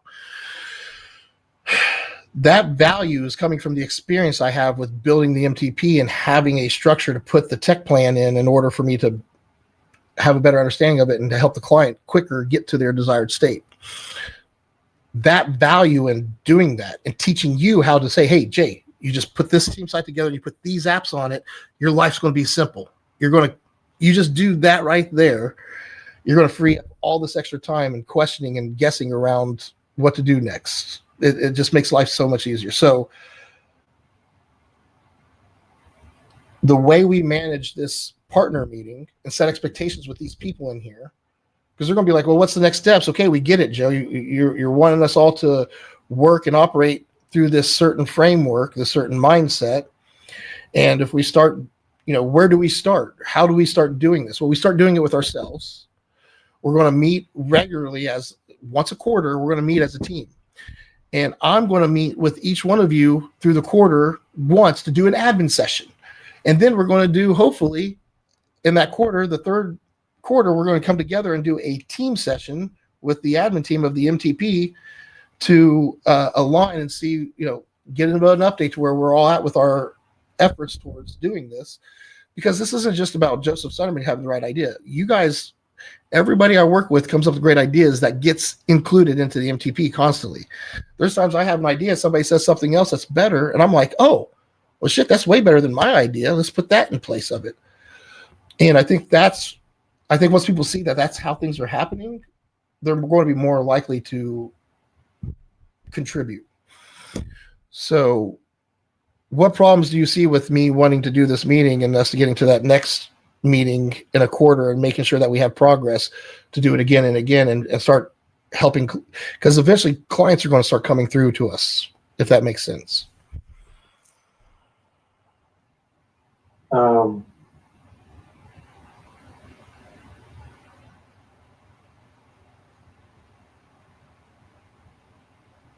Just getting the traction. I don't know that quarterly is going to get you any traction, and I don't know how often, and then what the goal is. I mean, the goal is pretty lofty as far as, I mean, if you're only meeting 4 times a year, well, you're meeting that's sessions, but and then where's the payment? How do you afford to spend so many hours a month with 7 people and then quarterly and drive everything, and that just seems like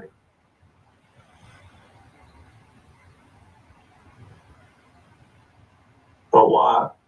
For what are you going to get out of it? Well, for the admin team of the MTP, it's like coaching and business development, leadership development, and we should be learning from each person. Like, it's just a good group to feed off of each other and bounce ideas off of. You know how that works. But where's the real benefit? The real benefit is each one of these people we're working with has a tech plan. And what we're doing is Chris's tech plan. He told me he's a hot mess. He has shit everywhere and he needs to get control over it. Me going through what I'm going through right now with this bankruptcy and shutting down Icora and starting up a new company and starting a new chapter and doing something completely different. It's making me have to rearrange and reset. And if I can do it, I know everybody else can. So nobody's going to drop their business and reset. You got to do this stuff in real time. So if I can help Chris get his shit together, help Jennifer, because she right now, she started helping a new client, and her other clients are suffering because this is more of a full-time job, well, part-time job, but it's taking up so much of her time. It's like some of her other clients are hurting. So how can we get in there and help her have more maker time so that way she can focus on those clients with the job she has with this part-time client? How can we get in there and help her create more time? And by doing so, with that maker time, she can work on her other clients. And eventually she's got it all going so well where she's also doing the marketing for the MTP. Hiron, I'm not going to bring him in as he's an influencer to the MTP, but I wouldn't say he's up here with, not right now, he's not. But eventually he would be somebody in here in this conversation too, because he's the one managing all of our websites. He's the one helping Chris with his website, and Jennifer and Ash and everybody with their own websites for their whatever it is that they're doing. He's our web guy. That's his specialty in our BNI/MTP group, right? We all have our specialty. We all are an anchor to making this massive master tech plan work. Yeah. Now, if a client is going through one of these people and they want to adopt the MTP, all we're doing is setting up a way to manage them as far as admin sessions go, reviews. We're not the ones providing the IT services, right? Someone brought this client to us, especially if it's our anchor MSPs. Yeah. So anyway, we're going to go in there and see if we can just to get everybody's thoughts. This group might say, you just wasted our fucking time, Joseph. You're fucking nuts. Your head's all over the place. None of this makes sense. That could be the case. I don't know. We'll find out. But for right now, we do need to get a clean sweep. Can you have Alan go through your HostGator, and how are you wanting to do web management after all said and done? Are you wanting to use the MTP for web management, or are you going to find something else?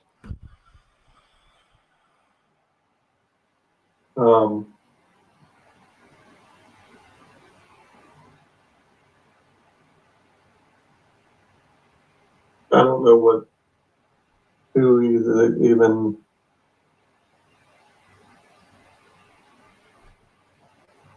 I mean, KZ Martin's not going to pay $150 a month to have a splash page.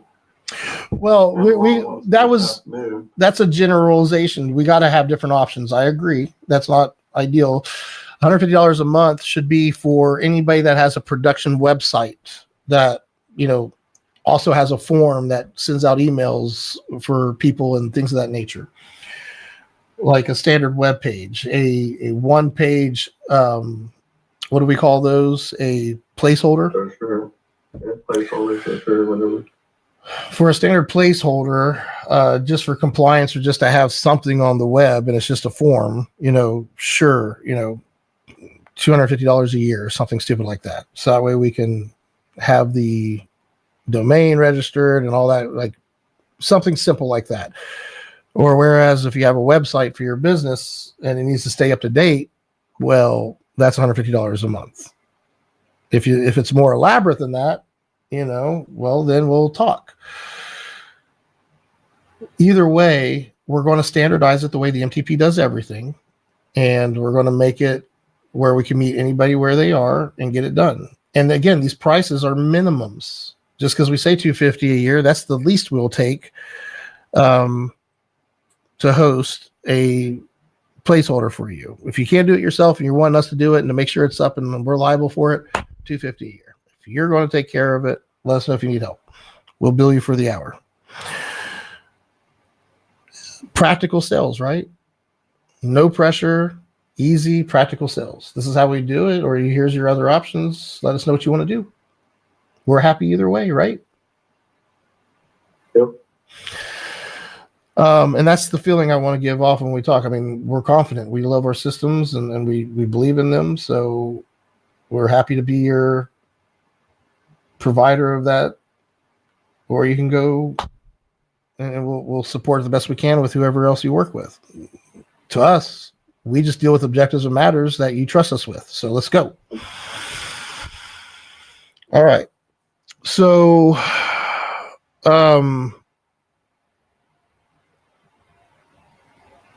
And this should be easy for you to make a decision.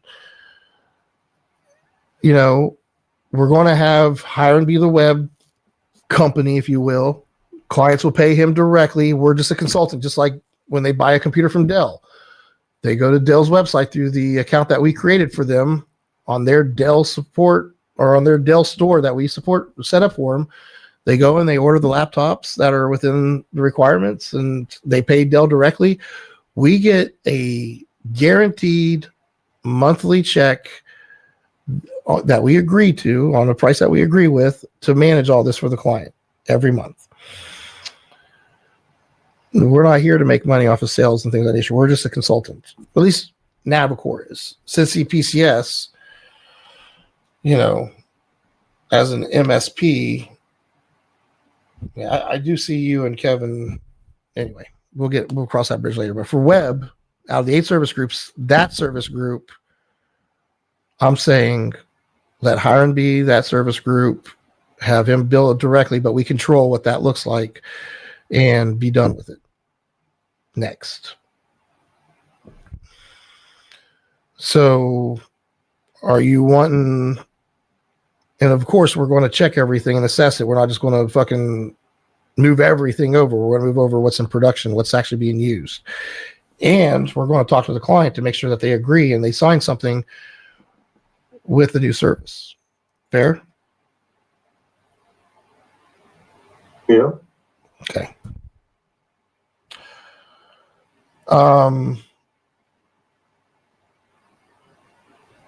So are you aligned with moving everything under Hiram and setting up this and going over the list of clients?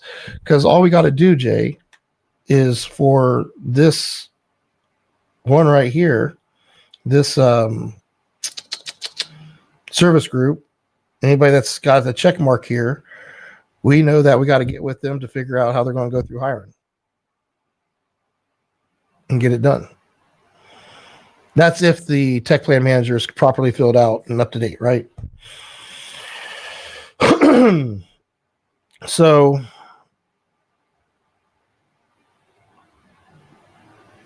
yeah, that takes care of web.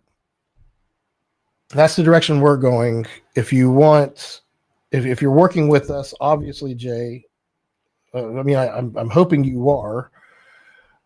It sounds like you are. It's just, it never feels like you hold back from giving solid commitments and feedback. It's rough. Just a little feedback from my side of things. I don't want to assume you're going to be moving over with us to Hiram, so I need you to make that clear.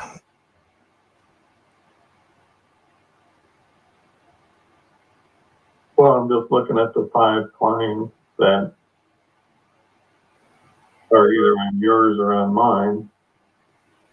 And there's only one active website that I don't either own or is a placeholder. Again, with what's in production and what's true should be reflective here in this tech plan manager. So that way we can confidently have that discussion. Is that fair? Yeah, I just obviously can't give you an answer because it's not clear. Well, we don't have everything in here. I gotta use the restroom. I'll be right back.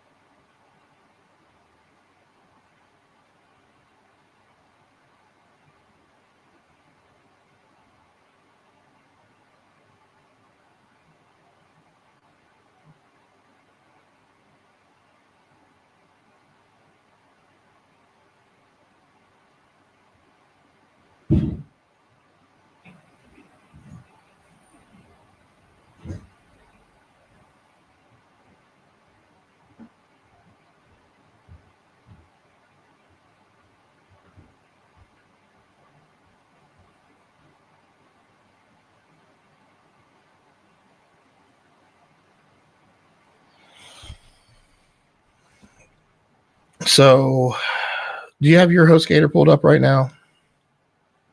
I don't even know how to pull it up. You had it up on. I got it right here. I didn't know if you still had it pulled up or not. So, Angie knows the truth. Is that going to be... She's a business. She has a tech plan. Is it still in production? I think it is. I don't know if it's Well, functional. Here's what I'd like to say to this. Is Angie knows the truth. If we treat it like a legitimate business and we give it a successful tech plan with a successful tech stack that's being used properly so they have a great identity, and if they're bringing in money, would you say it's fair for that tech plan to be compensated for if it's being supported? If it's making money? Yeah, it would. But it's not. I'm not saying if it's not, that's fine. That's where it is. If we're meeting people where they are and helping them get to a desired state, are we willing to give Angie knows it? Because here's what I see when I look at it. I see a woman grinding that has traumas herself just like me, that's busting her ass, and that should be supported. And the relationship she's building should be supported because all that can come back and feed into the bigger picture. So do we want to support Angie Knows the Truth? Yes or no? We do support it, yeah. So do we want to, is it a tech plan that we want to be proud of and we want to help make look even better than it is now? That's what Navicore does. We're producers. We're going to fucking help her, be signed and tour, but we're the producer of the album. So, right, but the website is 10 on a list of 10 things. Like, and I don't know. For me, her tech stack's the only thing that we can support and help with. I mean, we can't help with marketing stuff, the VCMO.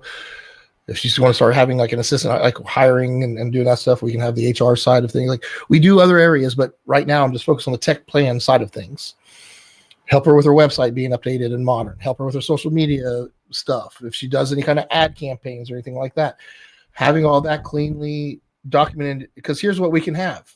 We can have an influencer that has a decent setting. So when we go and find somebody that's making good money and wants their tech plan to be managed, well, we have an influence here. Somebody, is it as big and like, no, but it's a great showcase. We are our own best showroom. I say, let's uphold that influencer and help her out and understand where she is financially. And eventually, if we can, hey, do you think out of that 15 grand you get a year, do you think we can get 2 of it? So that way we can keep this up. Maybe next year we can do 30,000. We can get 4. Does that make sense? Is that a good approach or is that stupid?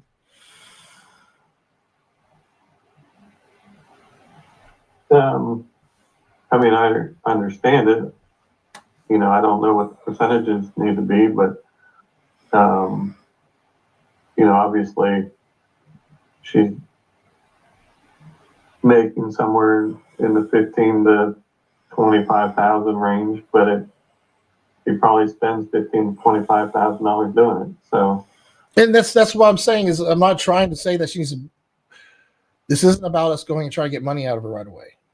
We're not going to try to squeeze, everything we can out of people. Her big issue is Facebook's a bunch of morons and some Chinese guy hacked her business manager account so she can't take paid collaboratives or she can take paid collaboratives, but she's not getting the full benefit of them because clients like Kroger and Bob Evans and whoever that she works with can't put money on her promotion because she doesn't have access to her own business manager account. Some Chinese guy that doesn't even exist does, and Facebook won't fix it. So that right there is a matter that has to be dealt with, and we're happy to help get this resolved, whether it's rebuilding in Facebook Business Manager, which would be a pain in the fucking ass, but if that's the only option we have because Facebook's a bunch more, that's what we do. I don't know, but we don't just sit back and let it continue. We got to fix it, and that's what we're here for, and to navigate through that. So my point here is, Jay, is every tech plan that we have, whether it's an influencer or a company of 100, they have a tech plan, and they need to be in the tech plan manager. If it's just web, then that's the only one in the matrix that's checked. If they just get, workstations and they're reactive, well, that's all they get. But if we're considering them a client, we want all the tech plans in this tech plan manager to be legit and to understand where it is. So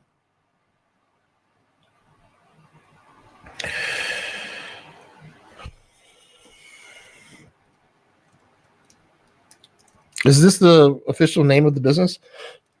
Yep.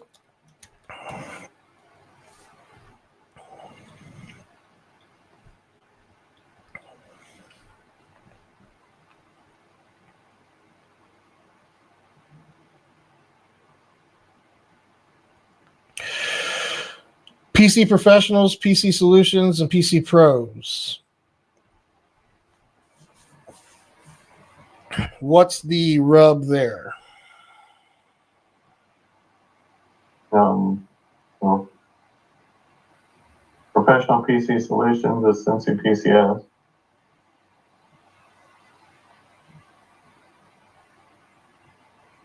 Cincy PC Pros is just the domain I have from Back when in the I day. was on my own. Well, none of them are tech plans, though, right? It's just Cincy PCS, which we already have you in the. No, we don't. Yeah, Cincy PC Solutions. Oh, yeah, it's up here. I see it. So you're already in here. CPCS, yep. So don't need to add that. KZ Martin.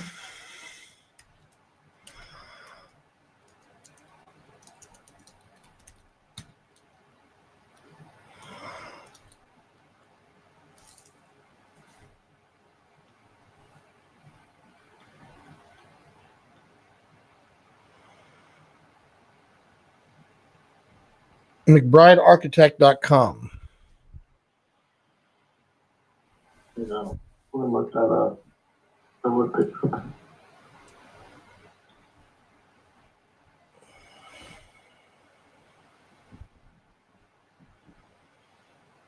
Looks like it's just another placeholder. Yeah.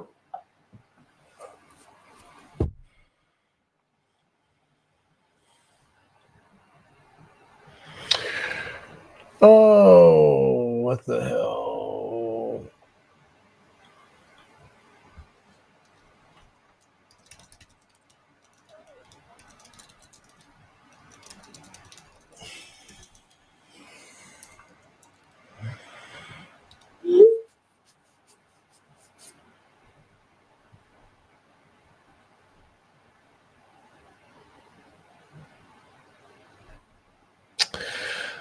So bottom line is this app needs to be filled out.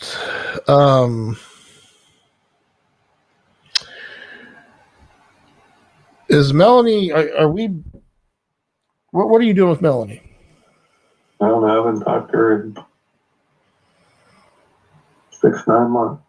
Is she not paying you? No, but I haven't asked for anything either.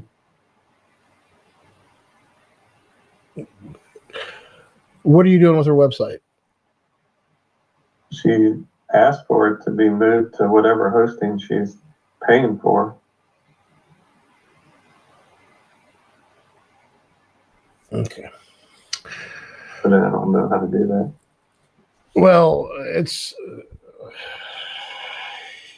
you can see why I don't think she should be. That tech plan probably isn't ideal to be here. I mean, do you see her being a paying client? Okay. So we get everything moved and that's still sitting here. I mean, I don't know. Now you're paying for hosting just for her. Like, I mean, like at what point does something happen? Just out of curiosity. But I'm not that pressed. My ABC child care, that's not even needed on here, right? No. So McBride Architect, are we wanting to have her get her own GoDaddy account? Because did you know this? That if you have your domain through GoDaddy, like if you go to navicore.com right now,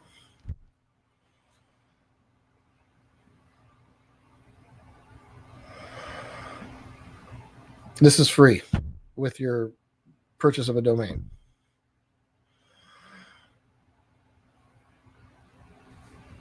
Yeah.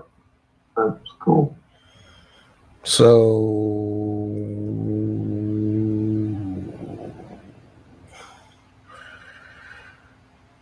the way we manage web here is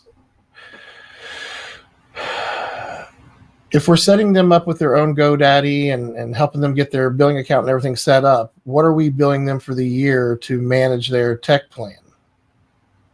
If it's just 1% at home, it used to be $500 or $485 a year for Home Pro, and that's for a home professional, and we still can bill them and everything else. But that right there, for what's that? G&G painting and this McBride and things of that nature. Pay us $500 a year, and we'll allow you to be a customer where we'll nickel and dime you as we do work for you. Because of the way we set things up, where they own it, and we're just managing their tech plan.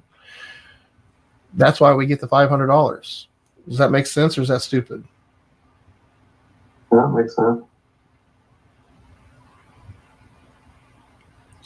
So I want what Home Pro is what Soho Pro is turning into. So small office, home office is what we need to call this $485 a year subscription, if that makes sense. Yeah. Home Pro is still just that. It's for a person for their home use, and we only give that to CEOs, and it's not something we sell to somebody walking in off the street or something, or somebody we meet and they just like, hey, how can I fix my Facebook problem? Well, you need to find somebody that does that. We don't do that.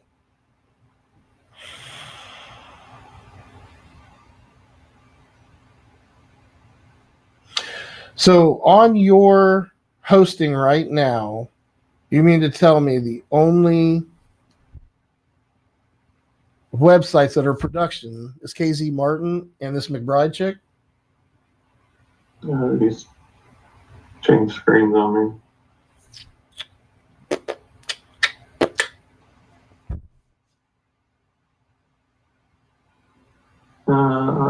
Well, Angie knows the truth. Well, I don't know if is this.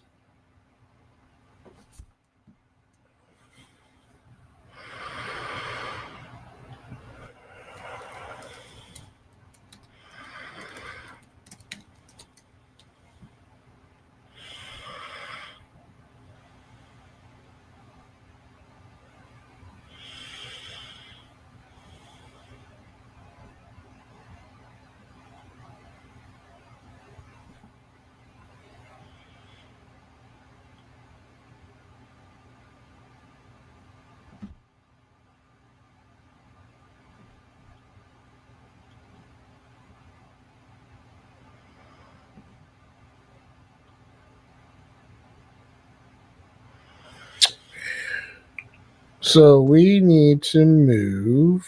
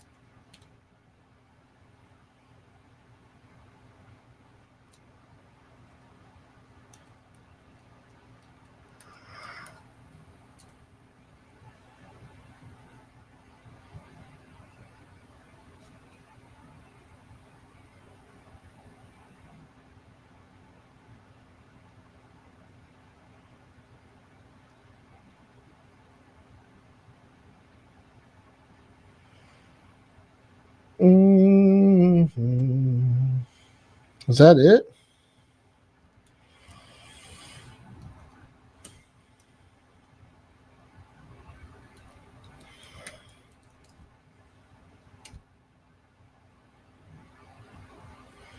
I probably need to keep the same inflation. That is not on yours. I think we had Hiram rebuild that on the new HostGator, right?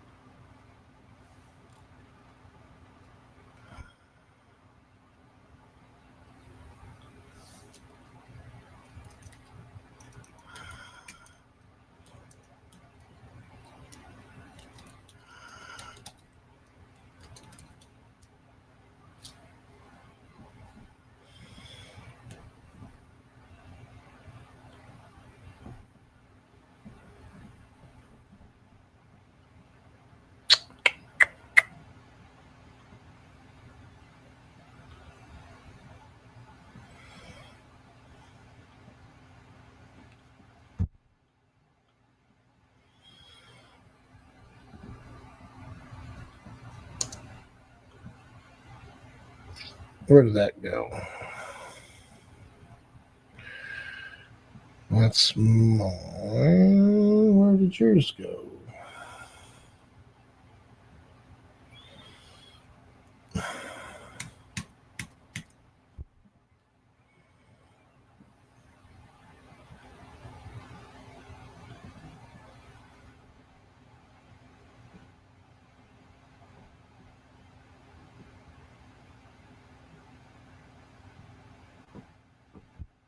All right.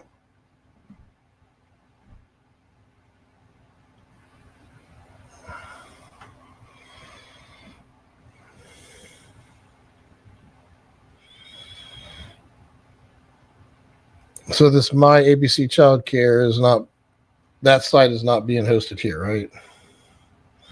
Correct. I do.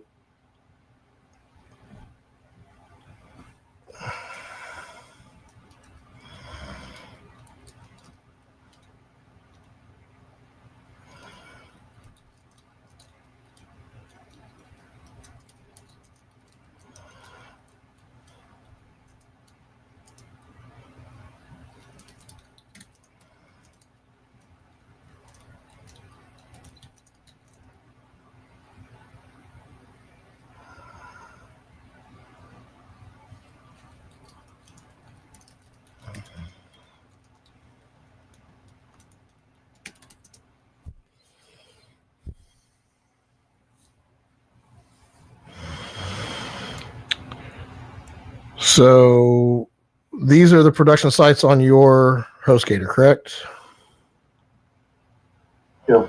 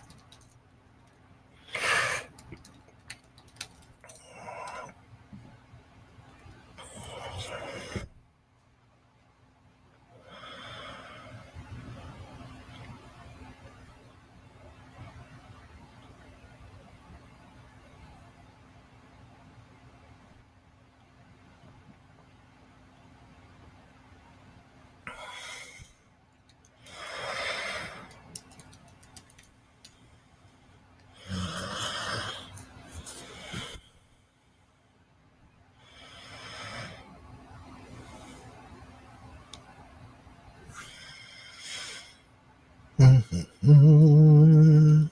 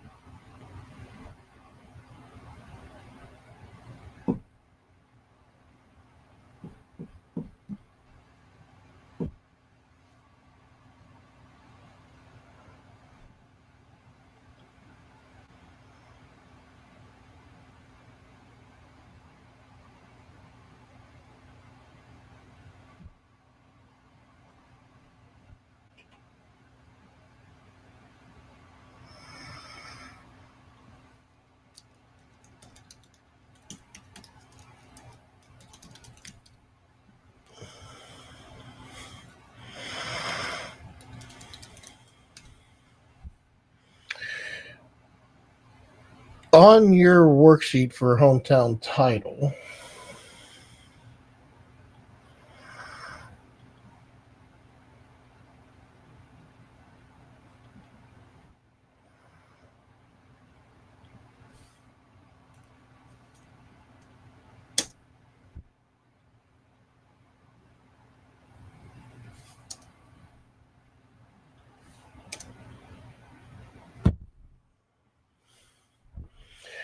where are they at right now monthly?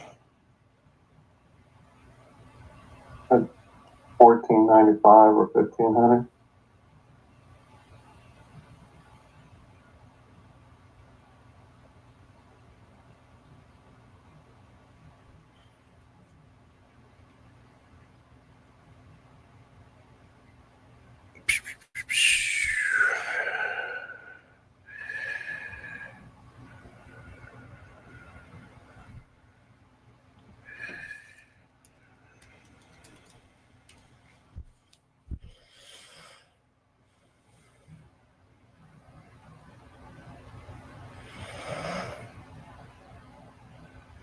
Is Casey Martin on yours or mine?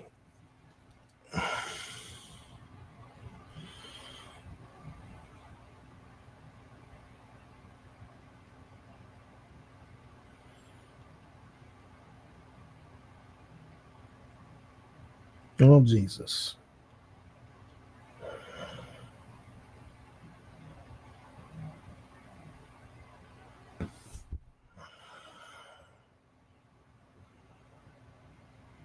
Planet now, you said I don't need to worry about, right?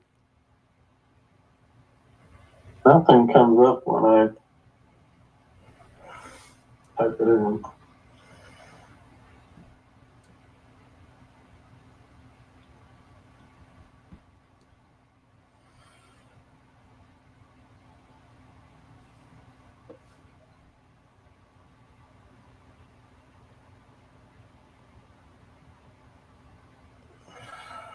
It looks like it's getting forwarded somewhere. This Vulcan oil, we don't care if that goes, right? Yeah.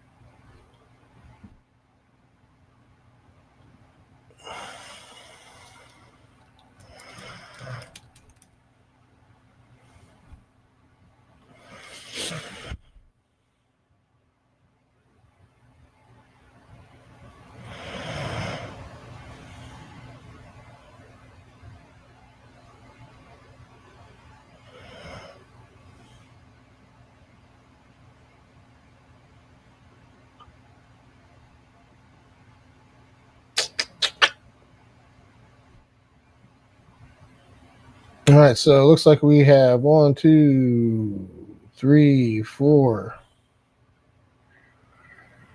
5, 6, 7, 8 clients being hosted for you. And 1, 2, 3 for me. So 11 altogether. 1, 2, 3, 4, 5, 6, 7, 8, 9, 10, 11. If we go look at, oh my God.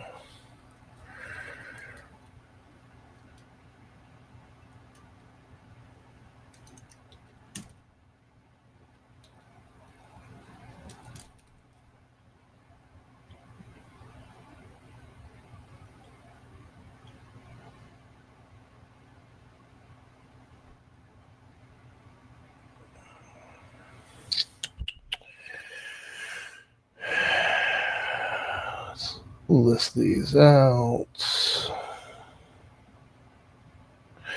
So we have 11 starred websites. Angie Knows the Truth, AP Schweitzer, Home Solutions, PCS, Cutthroat Brand, Hometown Title, JDTCO. Look at that. Still backing up her damn website. Planet Now, The Truth, Wagman Company. And that's a good idea. Are we still hosting this for the good of brandkind? Yeah. Need to talk to them to figure out what we're doing about that site. Didn't have that on the list, did we?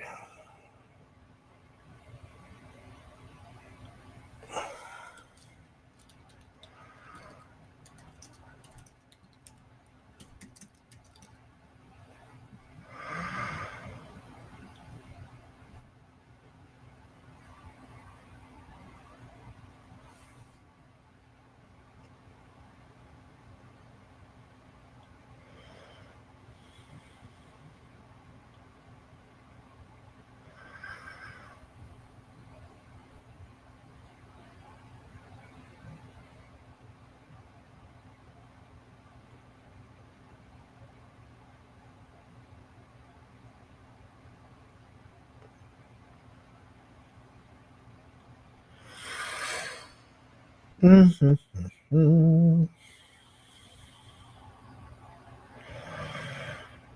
Oh, that's right. He was building you a website to get away from Haibu, right? Right. And we never. What was the issue? Like, what happened with this? We depend on Google AdWords as our only marketing. And that can get tied into the site, just so we're clear. Right? And he can take over. I remember that being an objective that we talked about in the past. And remember, if we had our objective pipeline up to date, this should be in it. And I mean, one thing I would tell you, Jay, is we have a pipeline ourselves. That objective pipeline was supposed to be our pipeline. Does that make sense? Yeah. Like, yeah.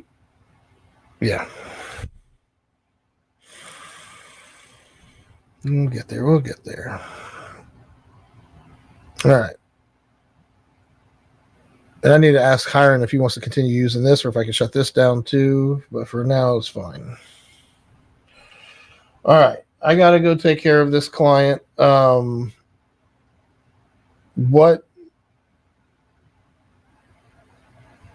What's going on this weekend? We're still moving mail. How's that coming? Does everything set up?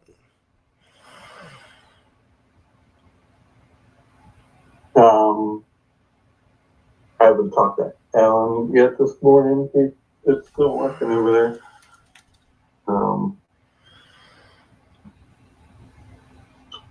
Slowly but surely getting filled in.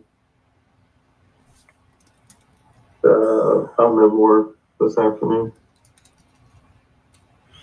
But the goal is still to do it this weekend.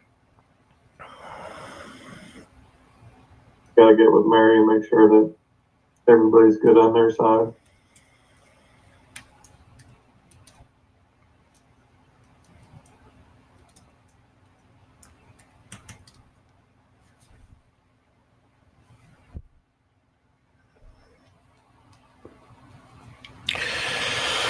Now, I would like us not to add technicians as users in the environments. I'm going to teach you how to add guests to a tenant and give them rights in the tenant, like how you have rights. But we have to keep. I need you to take this to a new level of seriousness when we do these types of things, especially when we're connecting our accounts to other tenants, and ones that have compliance measures. Everything we're doing in the MTP says that you are the account manager as a third party. and you having rights into their environment. Like that's all part of the documentation, as long as we stay true to the script. If we start adding technicians in there, because technicians are going to manage these environments, not from the admin account, but from their from the CPCS, or I would rather it be technician at, for each client tech plan that we support. There's an internal user technician at. Now, do we use technician at Cincy PCS to keep it all flowing into that same group? That's not a bad idea. But as we evolve into this framework, we don't want Alan being made a user in the environment. If he has to make a change in the back end in the admin section, that's what the technicians for. They're going to have certain rights. They won't have rights to billing. They won't have rights to back end intra level changes. They will be able to support the tech plan. CIOs have access to the big shit. Does that make sense? Yeah, does he have an account? I don't know where this question's coming from. Well, it's coming because you guys have your first client that's adopting and going to be paying for this level of consulting. And we're building their tenant out fresh. So the standards that we have been building over the last 10 years, this is a time for us to like get good at it and practice it as a team with this tenant build. I don't want us cutting corners, is what I mean.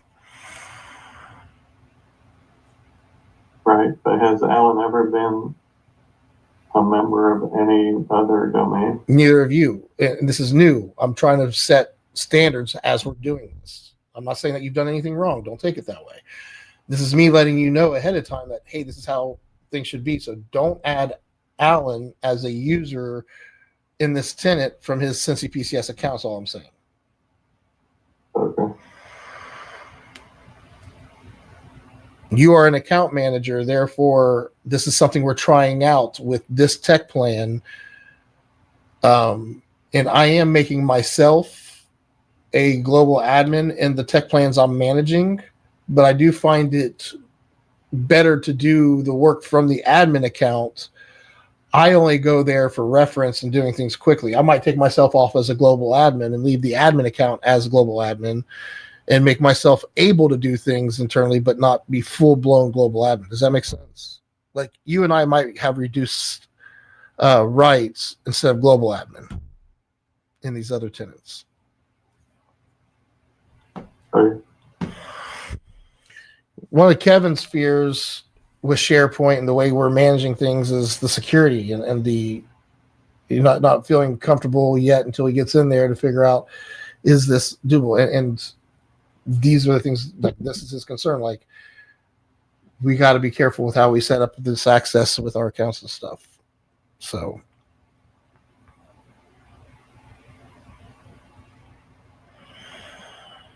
look at all them users. Whoa.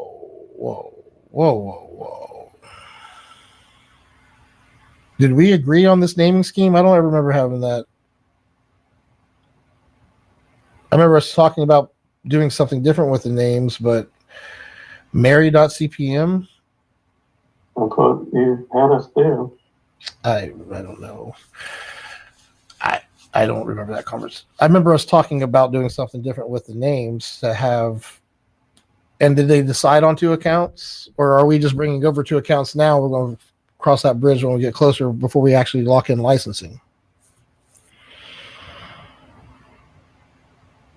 Well, there can't be 2 Marys. That's why we did the Mary.cpm.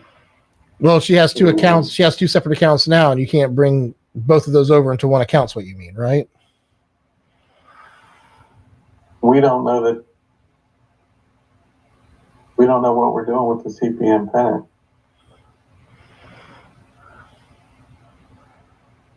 We went through all of this, I thought, last week. Yeah, and my understanding was she thought it would be okay if they all come, if emails come from, yeah. Hey, give me a second here. I got to take a call while we're on a call. You can listen in. I'll just be a minute.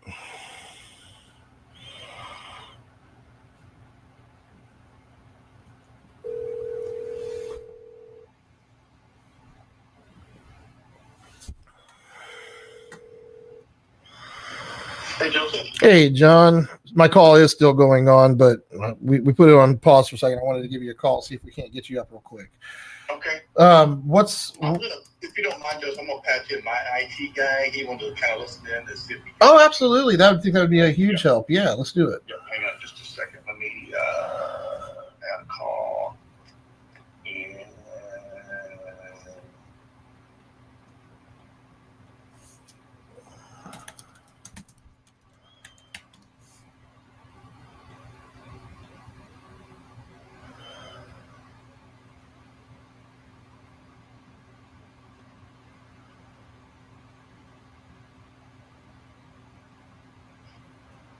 all right, Joseph, Jeremy, can you guys hear me?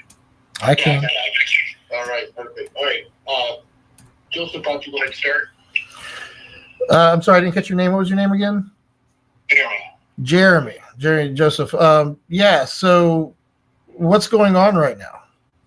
I don't know. We came in this morning. Jen was not able to log in.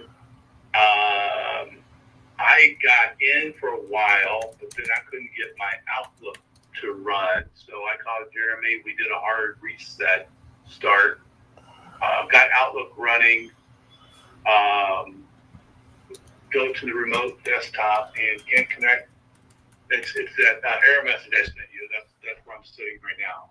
Yeah, it's almost as if the machine's not on, and looking here, it looks like it's been shut down. Let me fire it up. Now, did you attempt to restart it yourself? No, not your machine. Okay. Okay. Was you in it earlier today? I was in QuickBooks earlier, yes. And it just shut, well, because it's shut down, right? It's a virtual machine. Jeremy, we use VMware.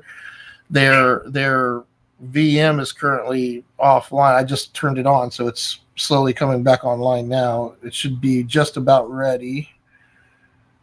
Yeah, because we gave it 12 gigs of RAM.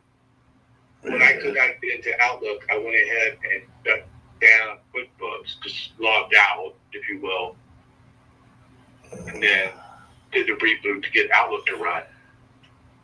Yeah, well, rebooting your computer shouldn't have anything to do with that. Right. We need to, for whatever reason, when the World Ship or whatever it is you're using, the UPS add-on for FedEx, I think it is, it causes the machine to lock up, and the only way we can get it to start working again, the fix that we are aware of, is rebooting the machine. And the users have been calling in to request us to reboot it, and we did a session a week ago maybe to show them how to reboot it themselves, because we don't want them to have to wait on us to get in there to reboot it. We try to be as responsive as possible, but if they can just go in and hit 2 buttons and it's up and running, that was our thoughts anyway, hoping to help make it easier. But yeah, so for some reason this computer was shut down. Is that normal? I don't recall seeing, I'm not sure how it shut down. I'll have to get into the logs and see, but you should be able to get into it now and be up and running. All right, let me stick on and see what happens here. Connected. Yeah, I'll get a little further now than I have, so it's connecting. Yeah, it's up and running now. I think you'll be fine. But Jeremy, that's my understanding of the I guess common calls right now are due to that app locking up and the machine needing rebooted, and showing them how to hit the start button and do don't do a shutdown, but do a restart. So that way the virtual machine restarts. And that should get them up and running, going. And obviously we're here to support them if that doesn't resolve the matter.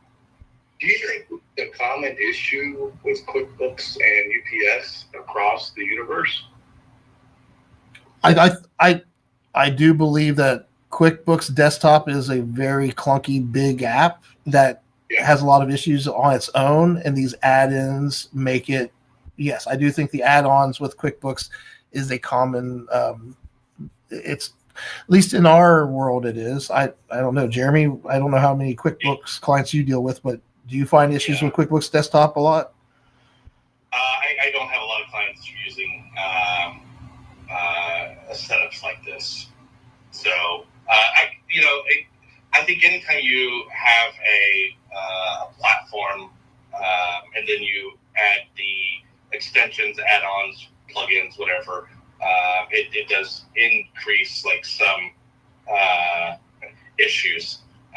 But I'm not sure. Like it just seems like with some of this, there were some changes recently within the last 6-8 months, and it seems to have become less stable. Not exactly sure what all of that is. It could be. Well, we moved them off of old. Yeah, we moved them off old hardware where we had like 5,000 RPM hard drives, like old platter hard drives where they were on there and it was just slow as molasses. Yeah. The machines are the same. We didn't do anything to the VMs. All we did is gave them a new physical host where we could give them 16 gigabytes of RAM per workstation with 12 CPUs. And they're much faster and snappier. I just think, that's the only difference that we did is we changed hardware. We didn't change configurations on anything. So, because again, like I've been in IT ops for the last 10, 12 years. Like there's always like what changes took place before these issues started to occur. But I think one of the biggest frustrations that John and team experience is being able to essentially get prep jobs to go from the remote to local. And so like there'll be times that it just won't, it'll send one page of many and essentially the prep queue locks up. We have a solution. I haven't heard of any, maybe I need to talk to our technicians, but I'm under the impression that we haven't had many printer issues as far as I'm aware of. And if there is issues with print jobs not going, we have solutions for those. And if we're doing standard printing right now through the RDP client, give me a second. I've got John and Jeremy. 1 second. Hey, Jay. Yeah. What was that app that we use on RDS clients to print better? Do you remember what I'm talking about? The terminal server printer program. Yeah, is that still? If you can send me a link or something on that, so I can research that, see if that's still a viable solution. What I did now is print. I have a script that just essentially send you a link. The print queue and sends resets it all, and that's working a little bit. But yeah, I mean, if you know of something similar, you already have a workaround. With a 25-day trial. Can I ask a question? Please, John. Jeremy, there's before I went any further, there's a pop-up. There's a new QuickBooks software update waiting for you. Install now, install later.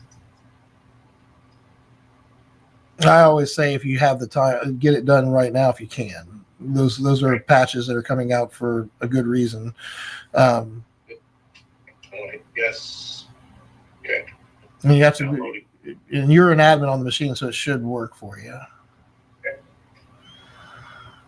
Downloading copy files now. Sorry, Jeremy, go ahead and finish your thought.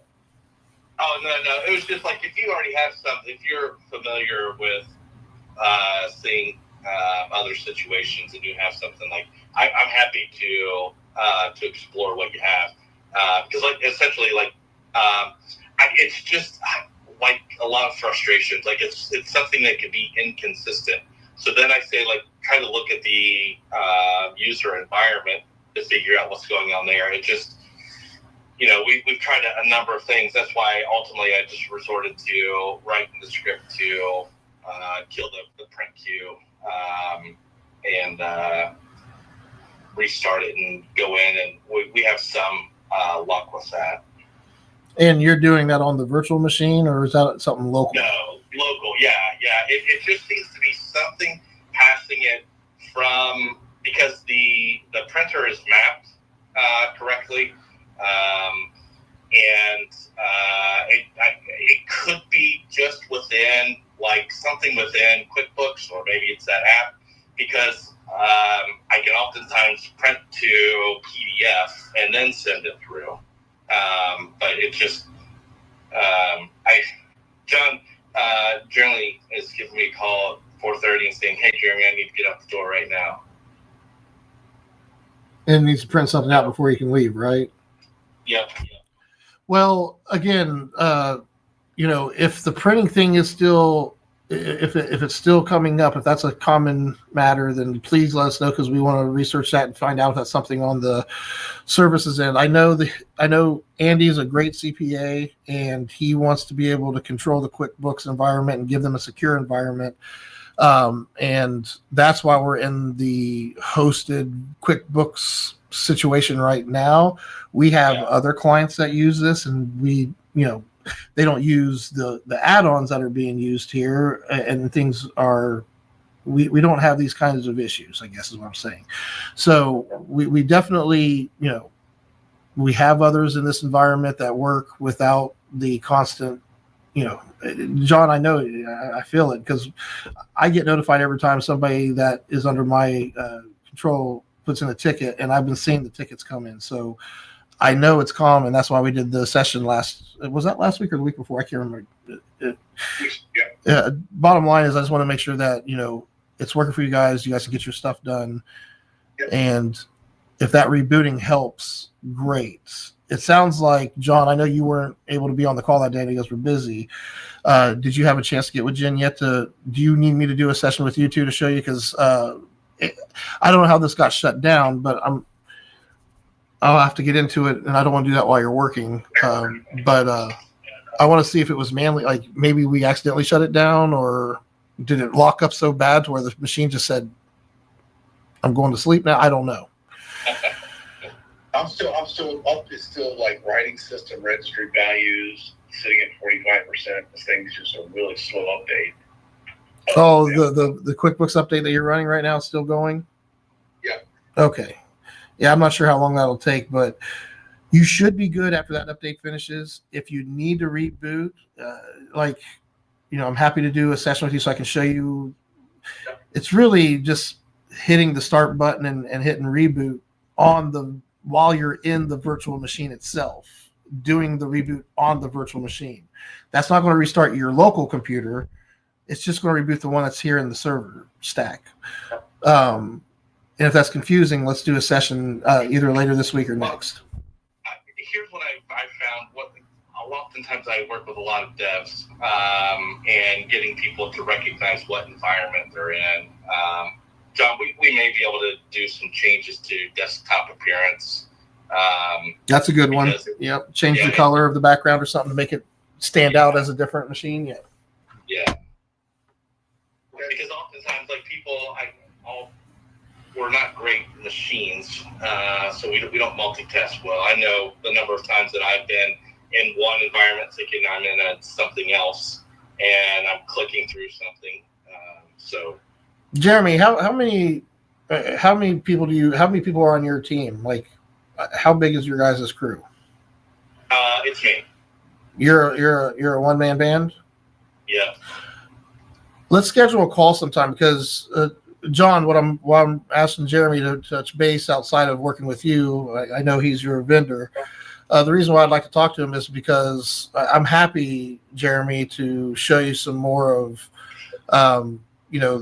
maybe even give you some better access and support tools to help him out. And I love one-man bands because we help make them more efficient and be able to do more and get more free time. So I'd love to talk to you, and you're my ideal guy to help. I help a few other guys just like you, and they're more of a team now, and I'd love to get you on that team because we all work together to support all the clients that we have. And I'm happy to see what you got going on and to help make this smoother. Yeah, sounds great. The writing system registry, went from 47 to 50. I don't know how long this thing's going to take, but I'm going to let you guys go. But Jeremy, can I get your email before we go? Yeah. I can take it out if you're ready. And go. Jeremy, Jeremy, at BISHNESS.com. Wait a minute. Spell that at what now? Business. It's a combination of my last name, Bishop, and business. BISHNESS. Business.com. Yeah. All right. Jeremy, I'll give you an email. Let's schedule a time and talk business. And John, let me know if you have any more problems with the machine. It should be up and running and golden. Give me one more minute here. It says it's restarting. Yep. I'll wait. So I'm going to go back into the icon and hit connect. Doing that now.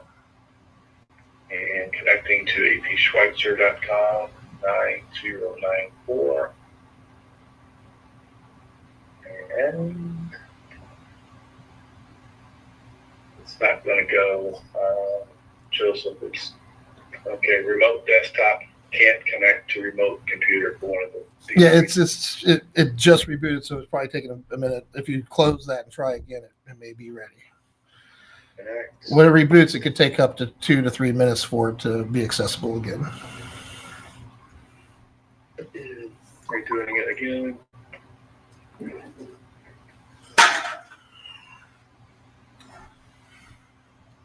It seems like the common theme between all of this is these add-on UPS things. That's where I have trouble printing, and I think that's what causes me problems with connectivity. Is it World Ship add-on? I don't know if it's called World Ship. That sounds right, but it's the app that's inside QuickBooks that's for UPS, FedEx, and USPS. Yeah, World Ship is just a UPS app, I believe. Okay. If it does all of them, then it's not World Ship. It might be part of it, but it's not the whole thing. So it seems like it's on now. I should be good, guys. Thank you both. Awesome.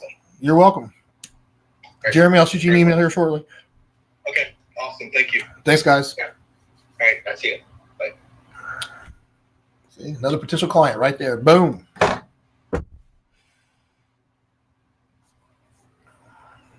So, you still with me? Yeah. All right. I know we both got a lot of shit to do.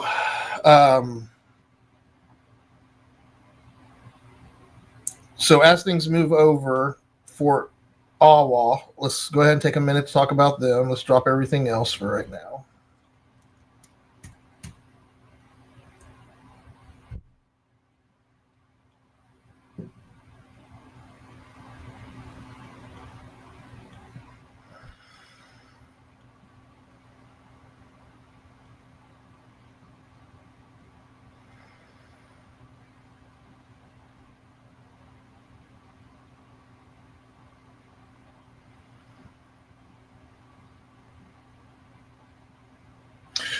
So this is going to be their team. PCS.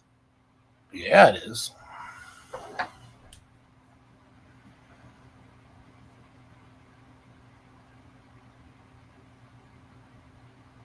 How much?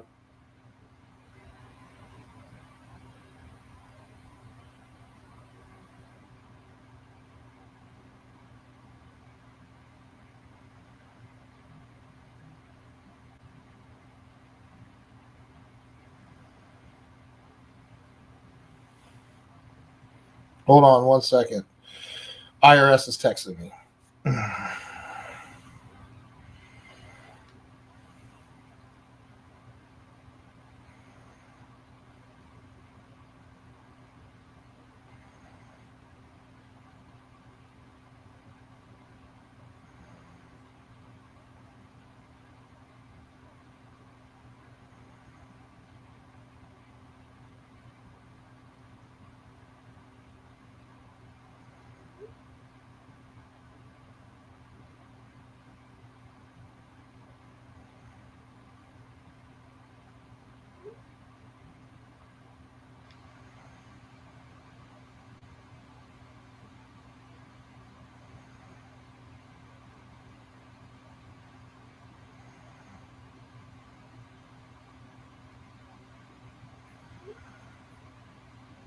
All right.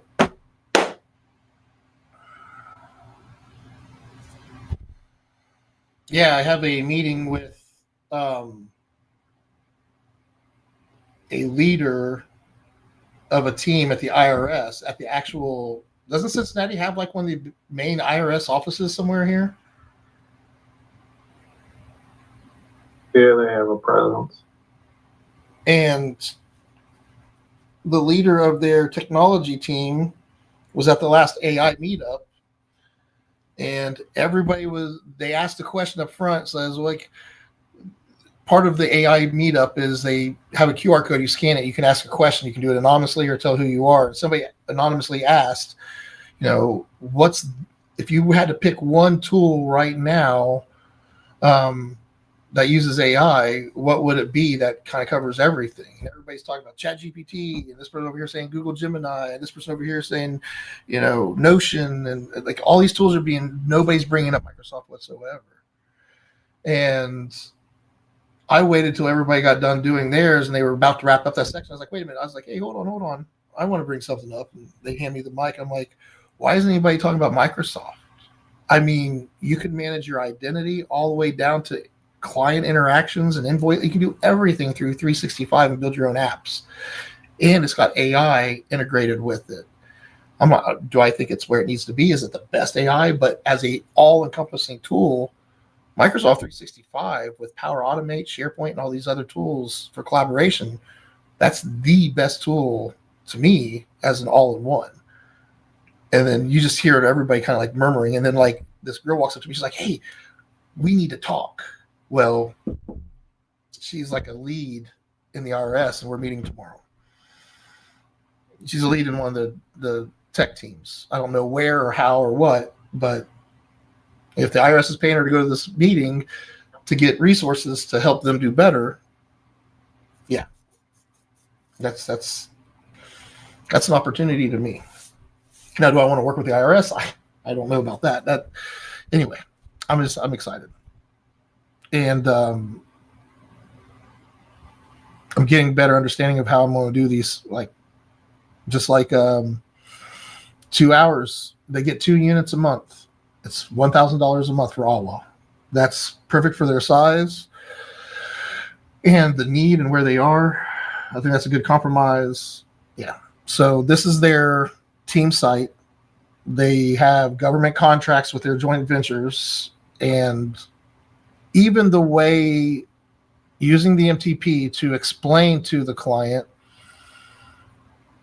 their structure and how they're built out, like that just made it so easy for even Ben that has there's a little bit of a barrier there for understanding. It makes sense that he even gets it. So that's why I think we're on the right track here.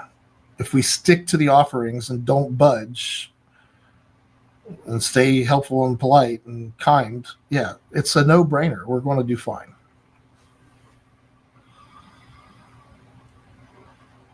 So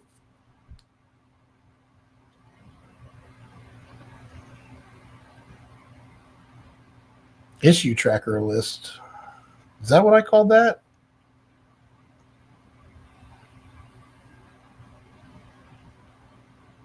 NCPCS. He's not in at the moment. His command is called. It is.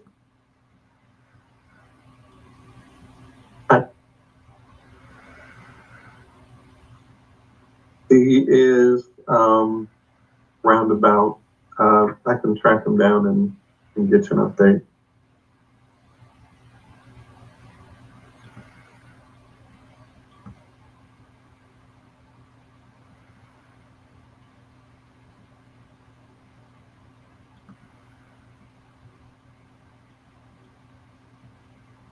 Oh my goodness. Yeah, let me check his ETA and if I need to, I'll get logged in.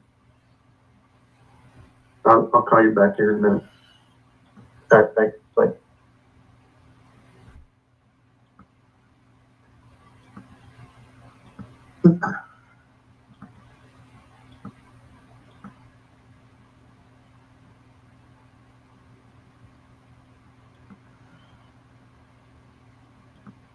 That's better.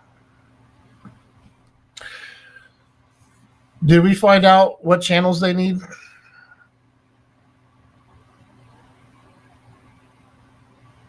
No.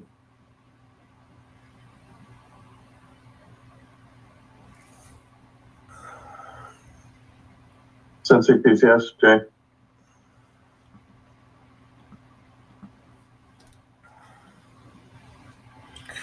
Hi.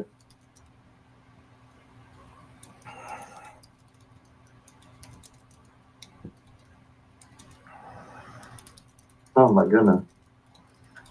All right, give me 1 minute to get set up, and I'll get right back to you. Is Alan not in yet? He's on site. Is there anything you need help with?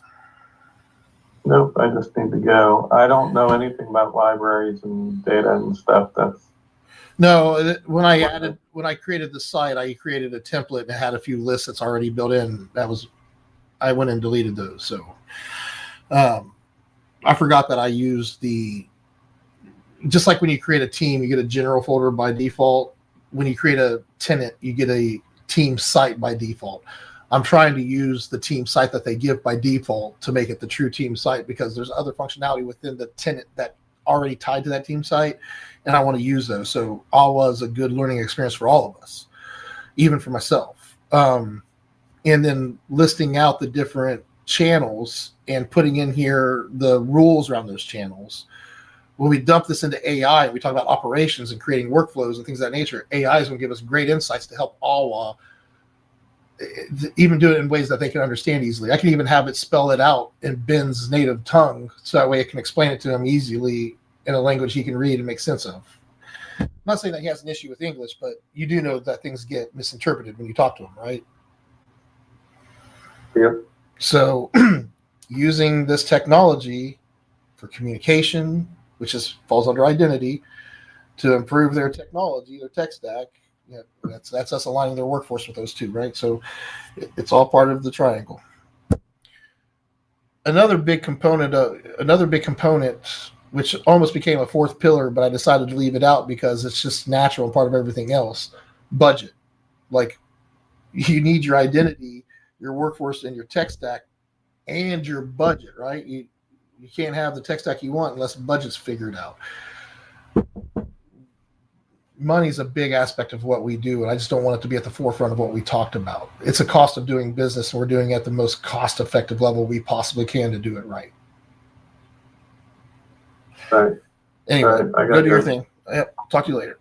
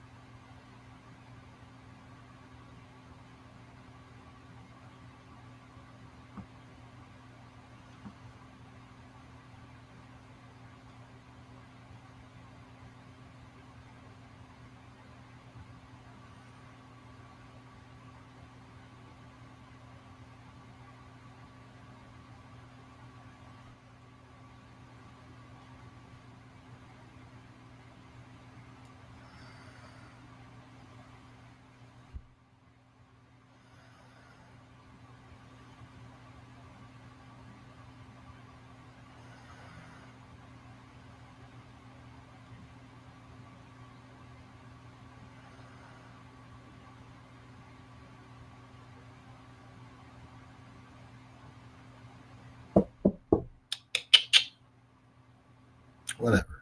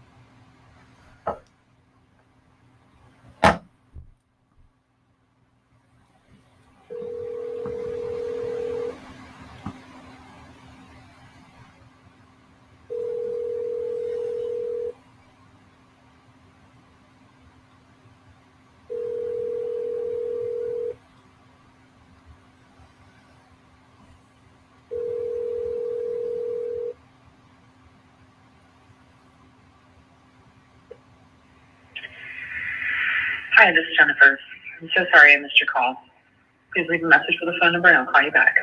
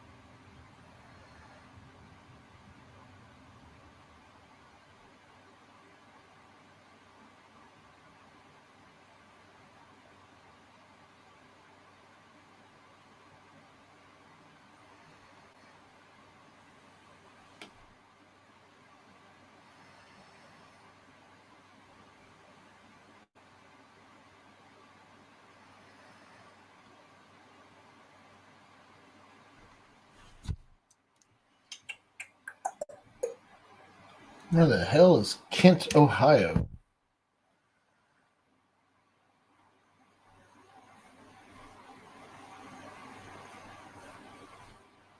Holy shit, I'm not driving all the way up there. Are you fucking crazy?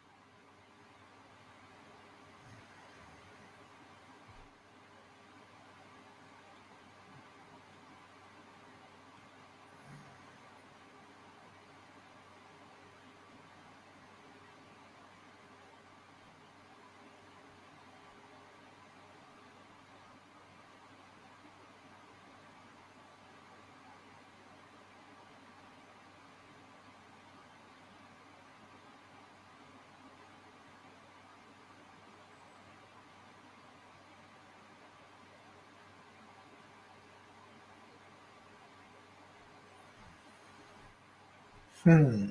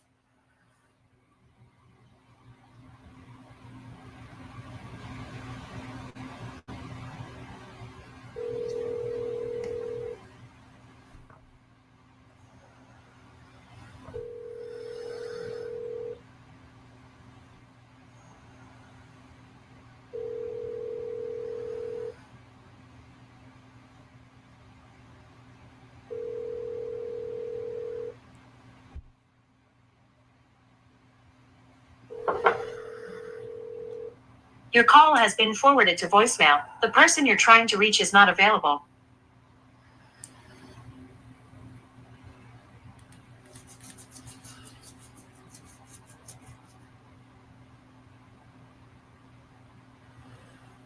A lot of dirt on that sensor. You can see all those little white circles. Those are dust.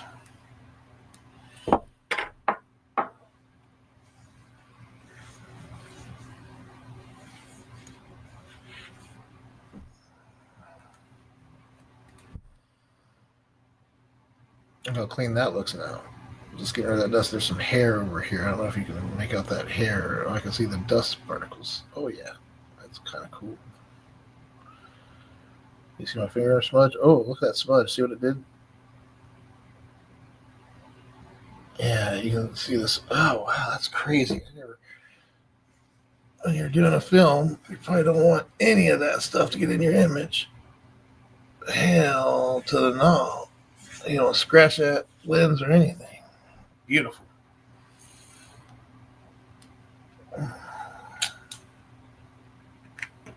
Forgot how snazzy this little light is. Ooh, it's hot. That is a hot ass light. All right.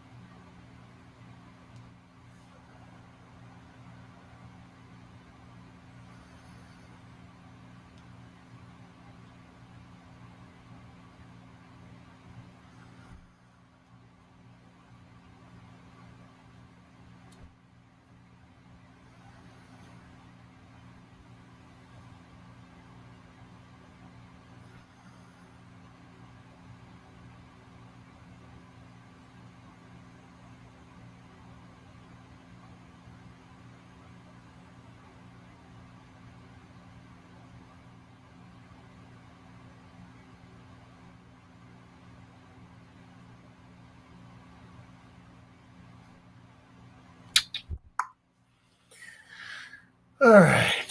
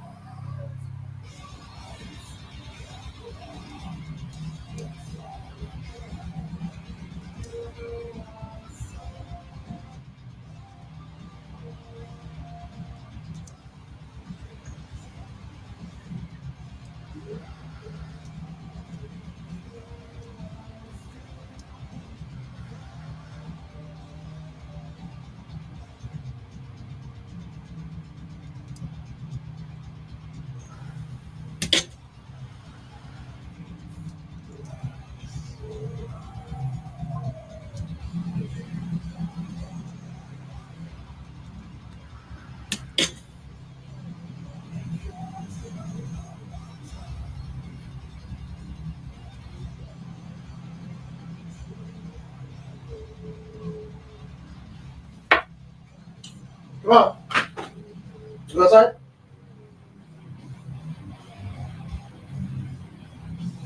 What? What?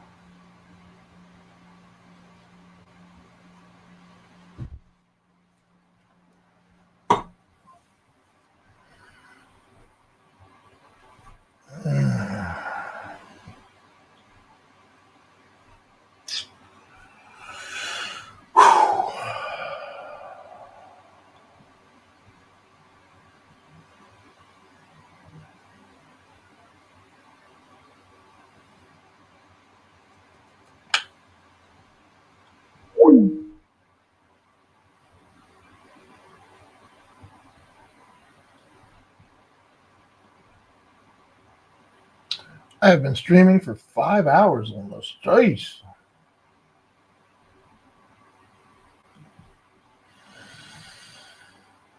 Got a bit of a headache. I need to take some Excedrin. Just fucking hungry as hell.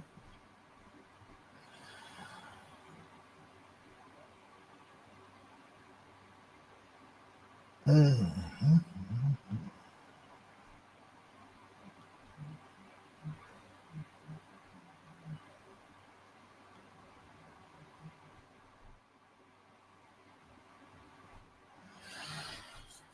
All right. So I am about to pack up and head upstairs for the day. I gotta get this bastard set up. I haven't started on it yet. That's awesome.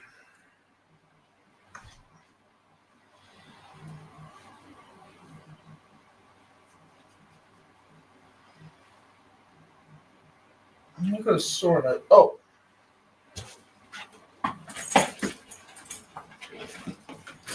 put the power cable in my bag.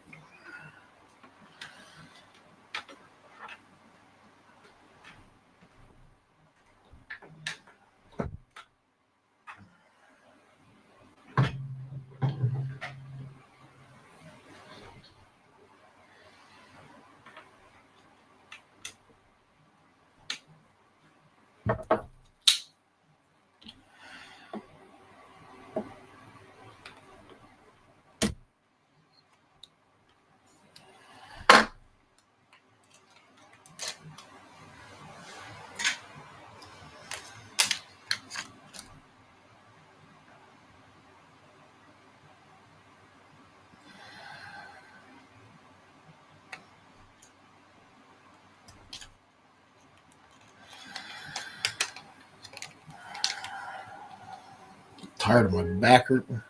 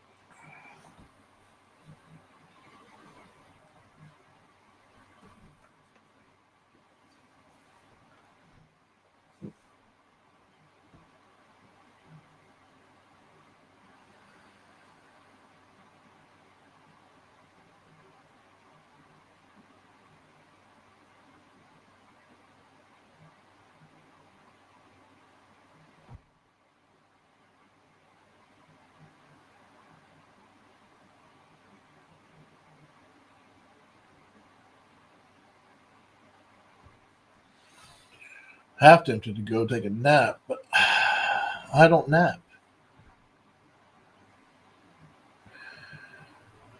Really never have taken naps.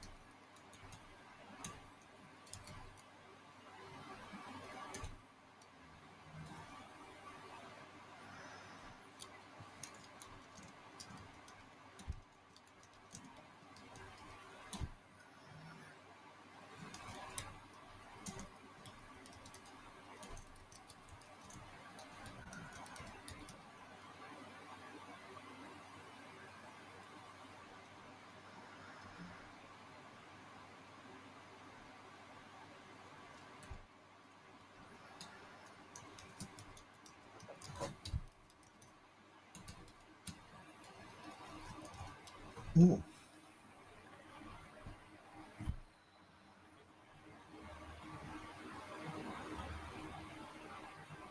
Your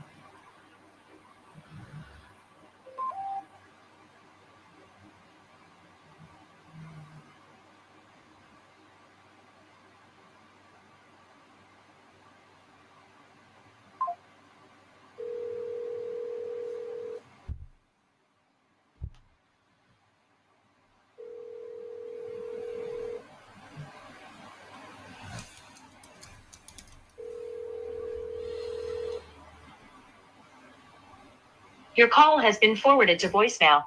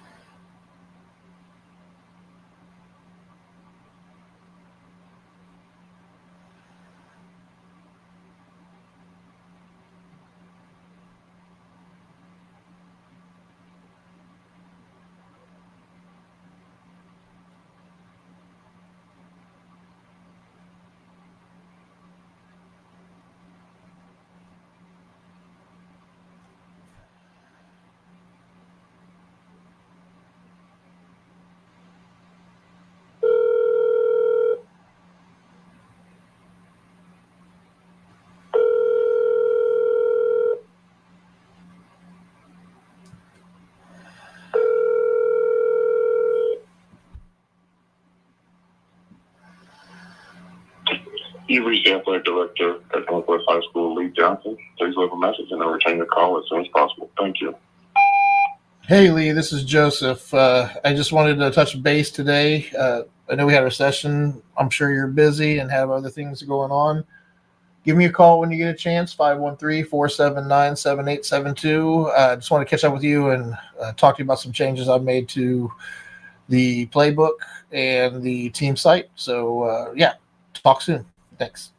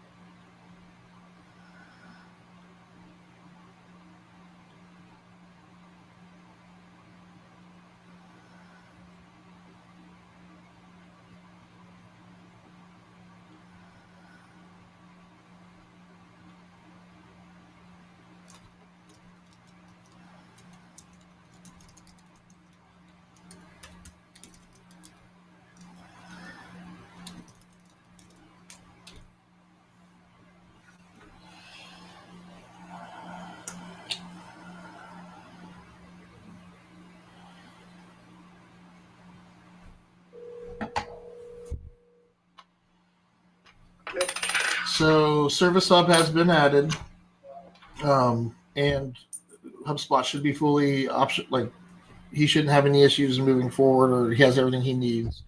I'll reply to him, letting him know that here in just a second as well. And did that other computer come in already? Do you know? It would never come to me. I don't know. Okay, that's fine. I got Ben's in. I'm waiting on yours, but I am just Yeah, now. I'm not in a hurry. Well, I'm just now getting started on Ben's. I don't know if I'll have it ready for tomorrow morning or not. If anything, I'll come in Friday and deploy it. Just letting you know. And I have a doctor's appointment in the morning, so I'll be there, but it'll be a little late. All right. Everything going okay there today? No, the thing wasn't down or anything, was it? No. Okay. No. All right. Awesome. Thank you, sir. All right. See ya. Getting shit done.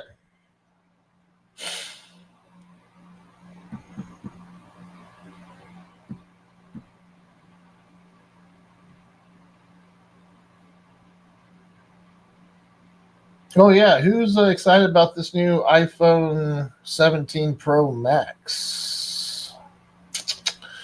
I need to get mine ordered.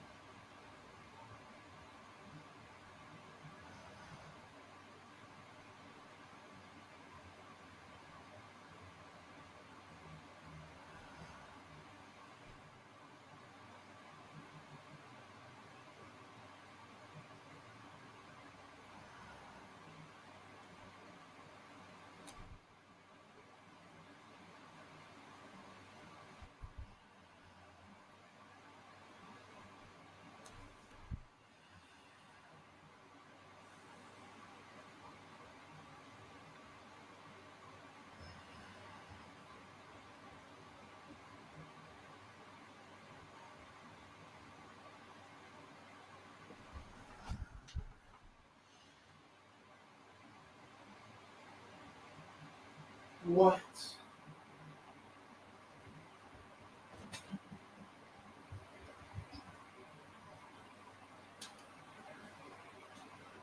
What? You go outside? Let's go.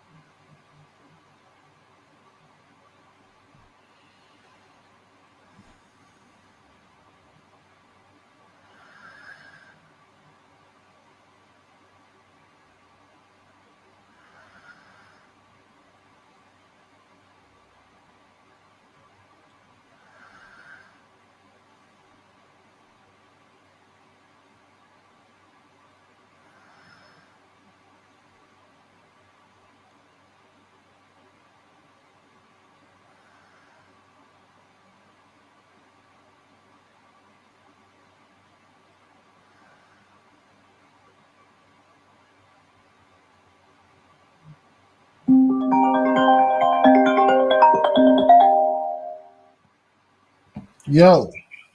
I need a mileage log from you. So make it believable. Google a mileage log and just make one and make it believable so that it's not just the same line repeated over and over again for like 25,000 miles.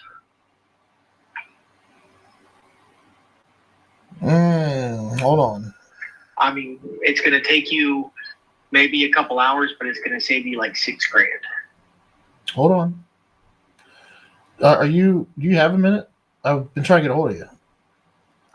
Yeah, everybody tries to go. Let me check this shit out, yo. What the fuck? Check this out. Calm down, kid. Hold on a second. Let me show you this. What the fuck is happening right now? Yeah, for real, dude. Check this fucking shit, yo.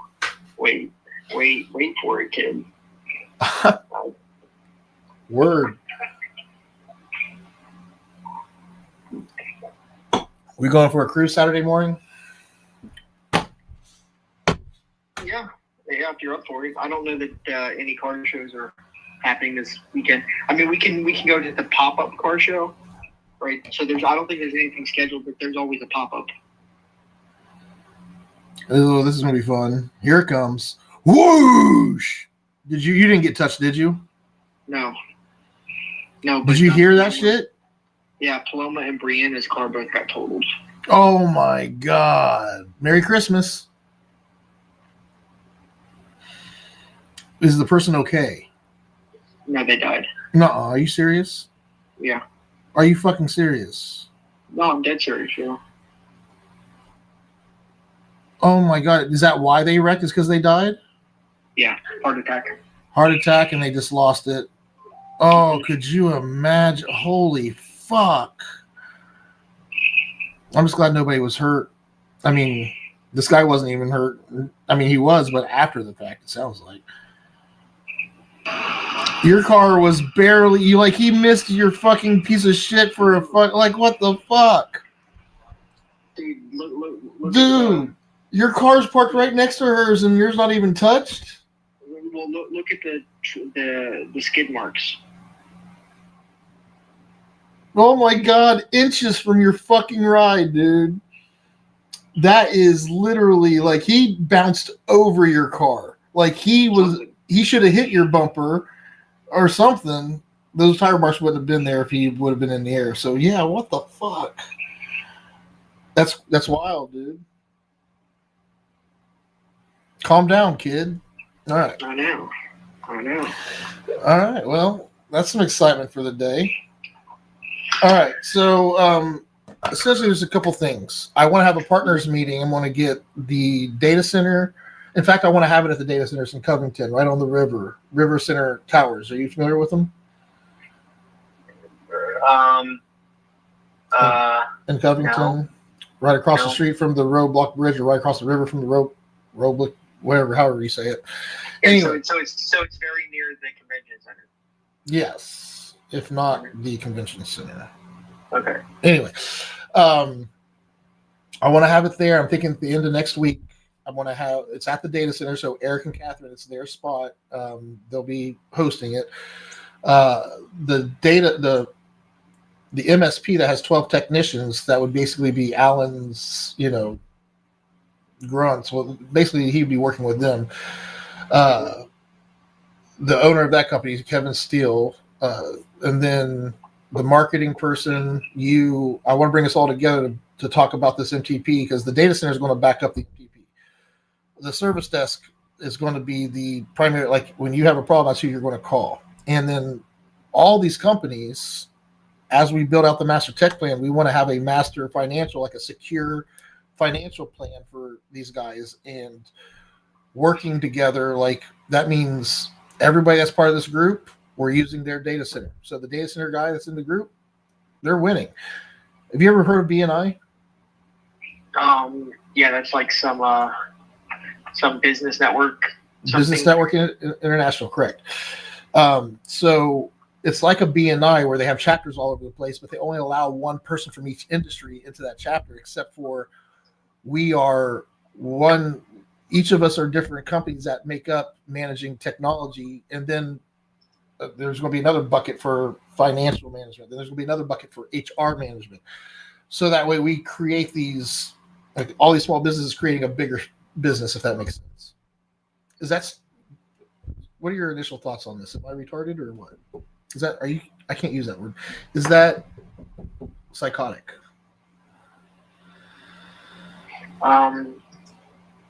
Like, so I have to do something? You being the fractional CFO that's coming into this mix to be a lead, an admin at the very top of the master tech plan. Yeah, I would say you'd be doing a lot. So what do I have to do? Tell people how they should manage their money, and let's get everything right. So we have budgets clearly defined. But what do I have to do at this place? When you come, you're going to sit down and you're going to provide feedback and let us know how psychotic this idea sounds and if it's feasible or not. Okay. And to weigh in your thoughts and to help make it better. To always be improving upon it, so that way we can all make bank. I like bank. Me too. And usually when you serve others and you do a good job at it, you earn bank, and it's bank that you can sleep well at night earning. So let's do it. I'm thinking next Friday at the data center. Are you open next Friday? Probably. All right. I'm going to put together an email to, and I'm afraid to have Jay there, because you've sat down and met with Jay and I, haven't you? I don't know that Jay was there. You met with Jay and I once. I met with Jay, but I think the last time that you did one of these things, I don't think Jay was there. He was not there at the partner meeting, no. But you've met with Jay and I, just the three of us. Yeah. And I agree with you. He wasn't really there. He doesn't provide feedback. He doesn't provide insights. And those kind of people are scary. That means they don't have vision. That means they don't have a direction they're trying to take things, and they're just there for the taking. And that's how Jay's been in the 10 years. Like, I've been building, but he's given me the platform to do it on, but all he does is take from it. He doesn't give back into it. So I'm kind of scared to bring Jay into it, but at the same time, if Jay comes into it and he sees everybody else doing it, he might be more willing to align, because it's not just Joseph Sutterman barking commands at him now. It's this whole team doing it. So maybe he'll be more. Is that stupid? I'm looking for reassurance here. Okay. I believe you. Fuck off. I'll talk to you later. Bye. All right. See ya.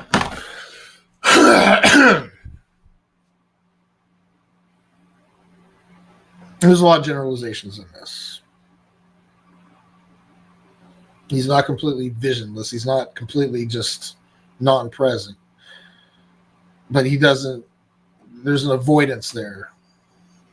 There's those that give effort, and then there's those that, yeah. I watched a really good short earlier today. I want to find that. Where was that?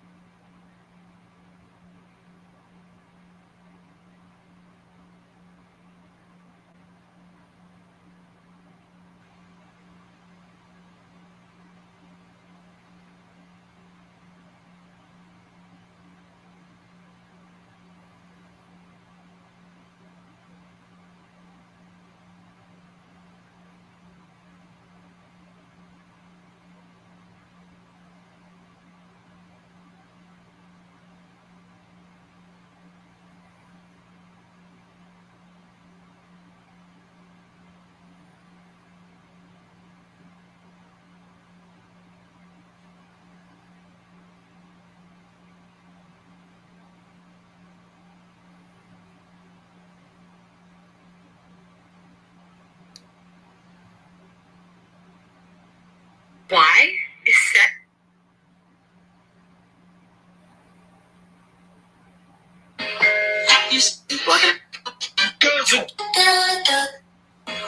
Why is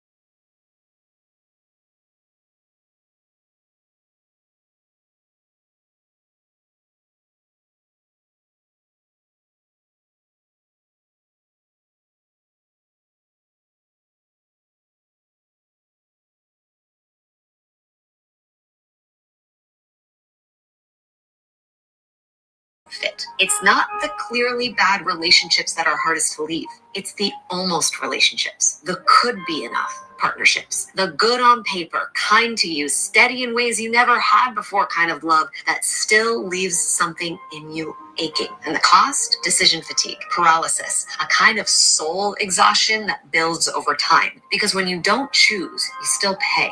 Waiting long enough won't give you certainty. It just delays grief. So if this is you, if you're living in the ache of maybe, ask yourself, what haven't I said? What have I been unwilling to say? Even if it feels risky, are you open to sharing it? If nothing changed, would I still choose this? And oftentimes, especially with decisions like these, both paths lead to pain. There's no option where you can avoid it. And if that's the case, which it often is, the last question to ask is, which kind of pain is the pain that will grow me more into the person I want to become?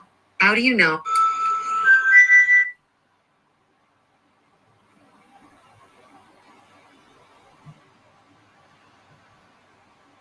What do you do when you're in a fight and your partner goes quiet? Maybe they withdraw. Maybe they literally leave the room. Maybe they just say something like, I'm fine, or nothing at all. And you're left holding the air between you.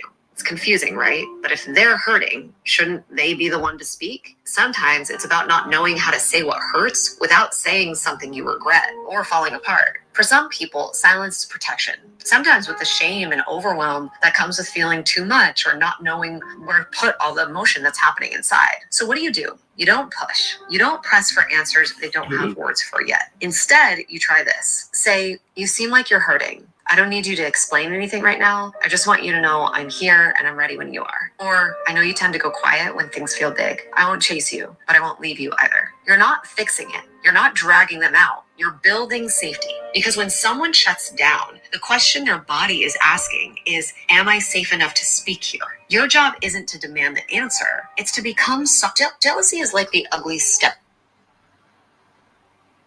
Agree with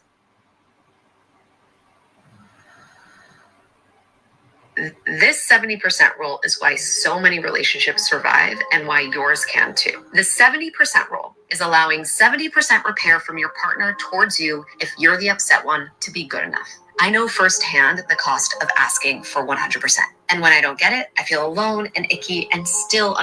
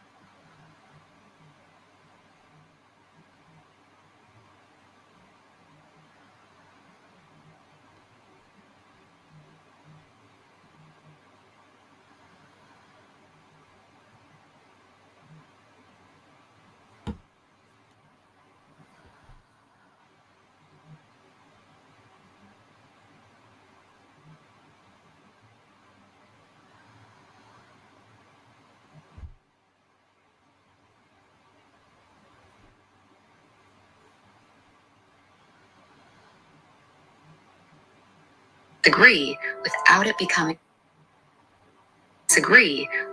becoming a character assassination.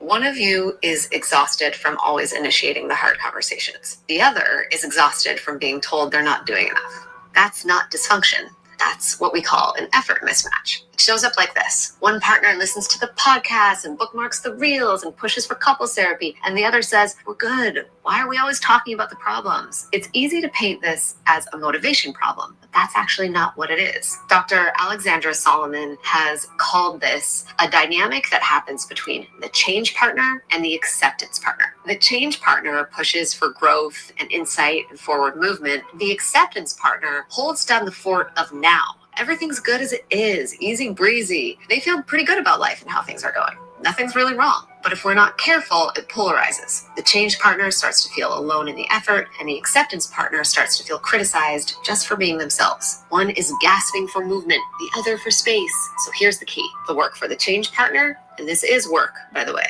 for my fellow change partners, you will know this deeply. Appreciate what's already here without mistaking it for stagnation. And the work for the acceptance partner, take initiative. Ask your change partner questions. Don't wait to be dragged into the hard stuff. I want to be clear. This isn't a problem to solve. One of you is exhausted.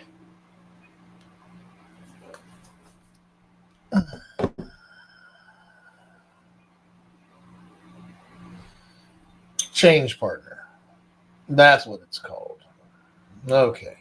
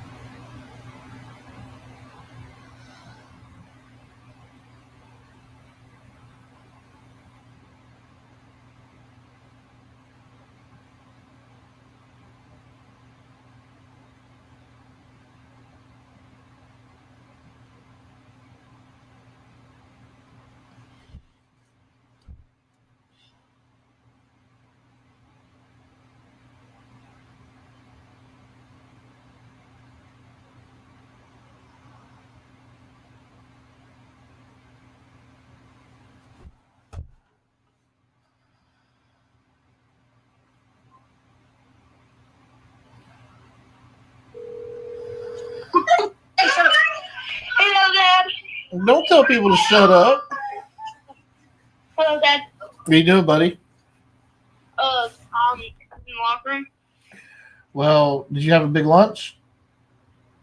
Yeah, kinda. Good.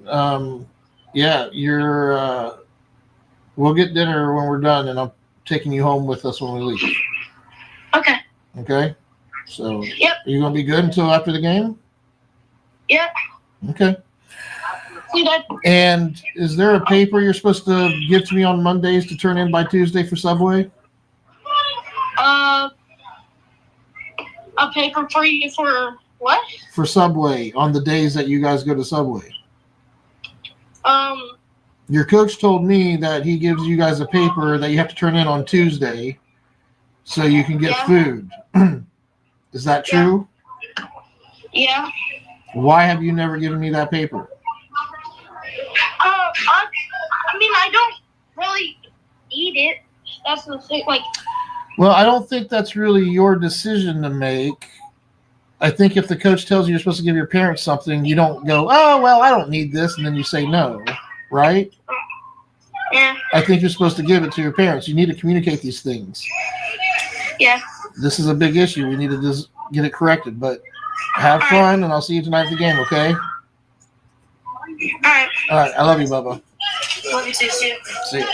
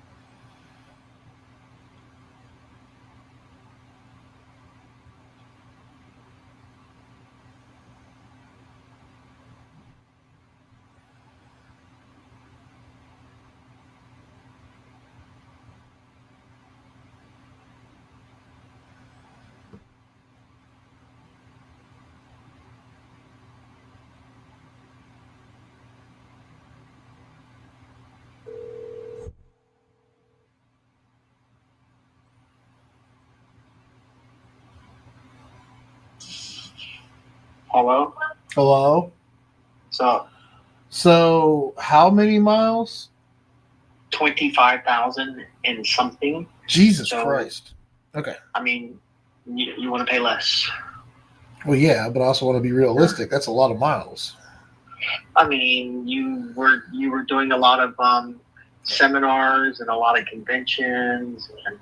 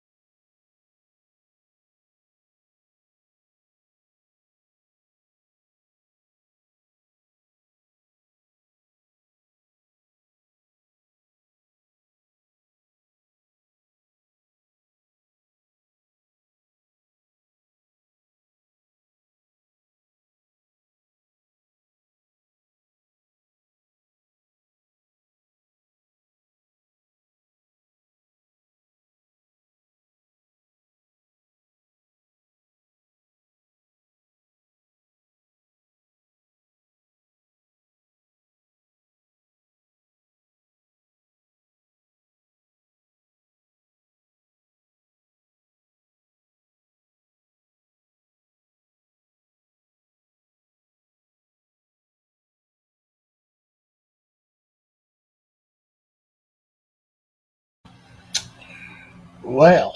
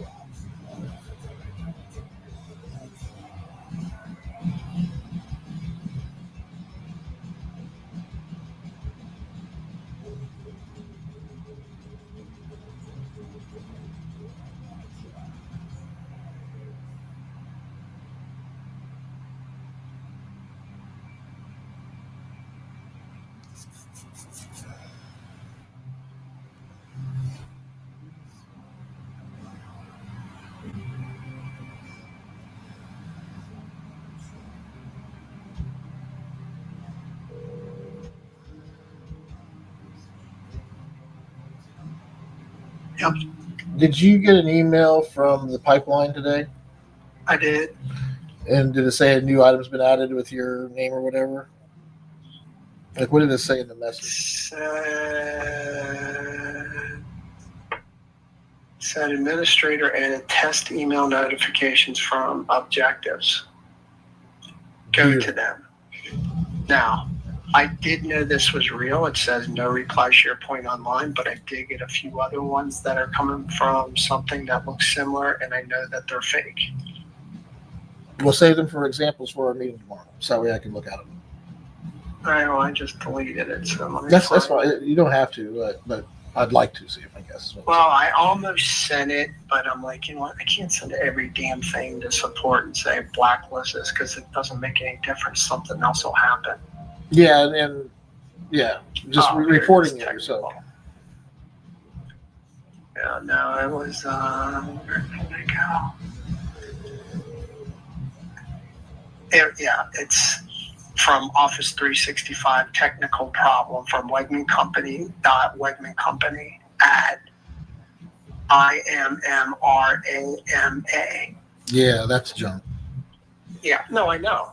Well, it was right after the one you sent. So I thought when it said, hey, there's an email notification, and then it says technical problems, I'm like, that's weird. And then I opened it. I didn't click on the attachment, but I'm like, this isn't related, but I'm going to delete this one and keep the SharePoint Online one. It was just weird on the timing. Yeah. So, yeah. But I don't know if that makes sense. Like, if let's say we're in an admin session and we're putting things in the pipeline, I don't want, just because it's created and you're the lead, I don't want you to get it right away. I want it to also be like when the status is set in progress, hey, you have a new item that's now in progress. That lets them know that, oh, this has started, and you can refer to the admin pipeline. But somehow I don't do it this way. But we have to put that in an email or in a mailbox or something. Not a mailbox, a folder. Yeah, because it'll just get lost. I will see that and never do anything with it. Well, that's how you manage you probably have a bunch of unread messages in your mailbox, right? I do, because that's how I know. And in most cases, that's what I'm going back to. Other ones are Ben's emails, and I just skip over them. Yeah, everybody does it differently. Me, I got a call. Yep, I'll talk tomorrow. Bye.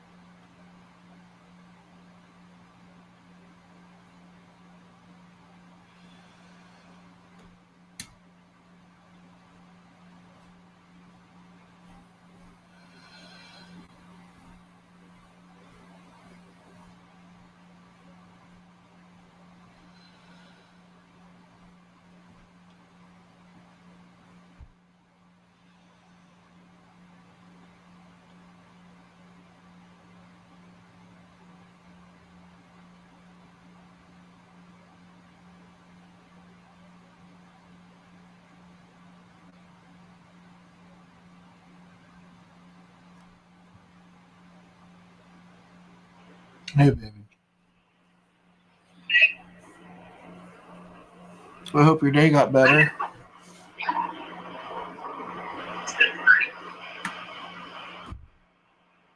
gonna get going now, daycare, and bring the house, and then I'll be here. Don't rush, okay? Don't stress. It's not allowed. I know that's harder, easier said than done, but are you doing okay? You don't have to go if you're really stressed. Like, I don't want you to feel like it's okay for you to stay home, babe. You know that. I appreciate you coming, and I know it's hard on you right now. I love you, and I don't want you to be upset. So I know you had a bad morning. Has your day gotten better? I mean, yeah, I guess I'm not as bad as it out. I wasn't free. Yeah. Are you hungry? Yeah. Well, I'm going to run Jonah through McDonald's on the way home, but you and I should get something to eat on our way up there. So when you get here, we'll head up that way and get something to eat on the way, okay? Okay. Are you out of gummies? What was that? Are we allowed to take the dogs? You want me to see if we can take the dogs? I can look into it. I don't know. Have you been home today? Huh? Have you been home today? Yeah, babe. I told you my back's really bad. I haven't been anywhere today. And they've been right here next to me all day getting lovins. They're happy. Okay. Then don't worry about it. Oh, you just wanted to. You didn't want them sitting here all day if they've already been here all day, is what you meant. Yes. Yeah, I agree, and that's. I knew this was going to be a late. I knew this was going to be a afternoon day out, so yeah, they're happy and they're happy. I'll make sure they're fed before you get here. Okay. Are you out of gummies? You have one left.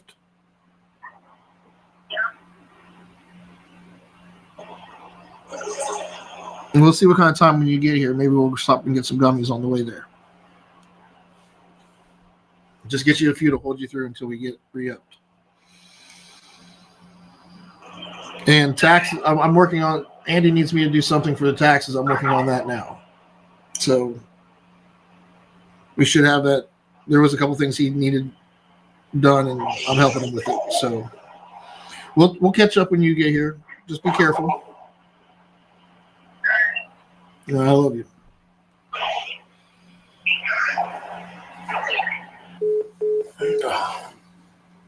I swear to God. I'm such a fucking whiny, bitchy ass fucking baby. I swear to God. The anxious attachment style. Fucking feel like the world's collapsing when my foundation shakes.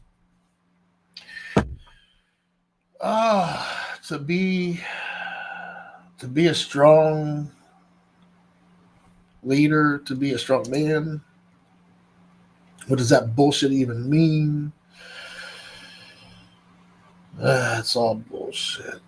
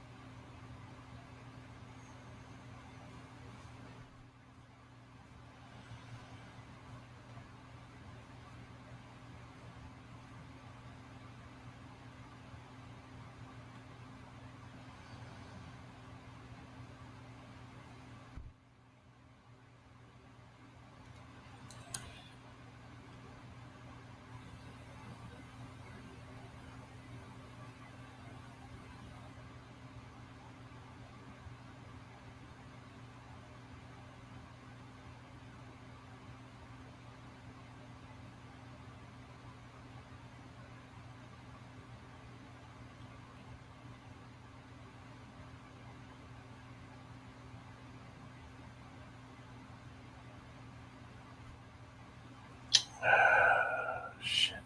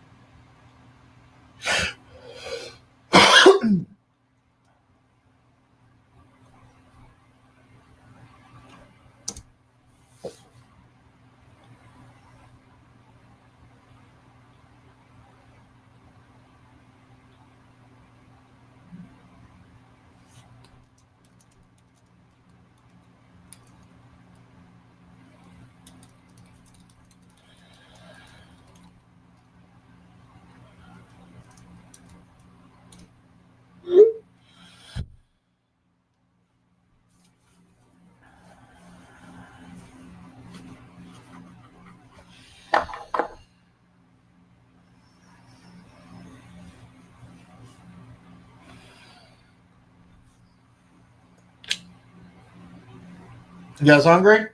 We get some food? You want to eat? What we doing?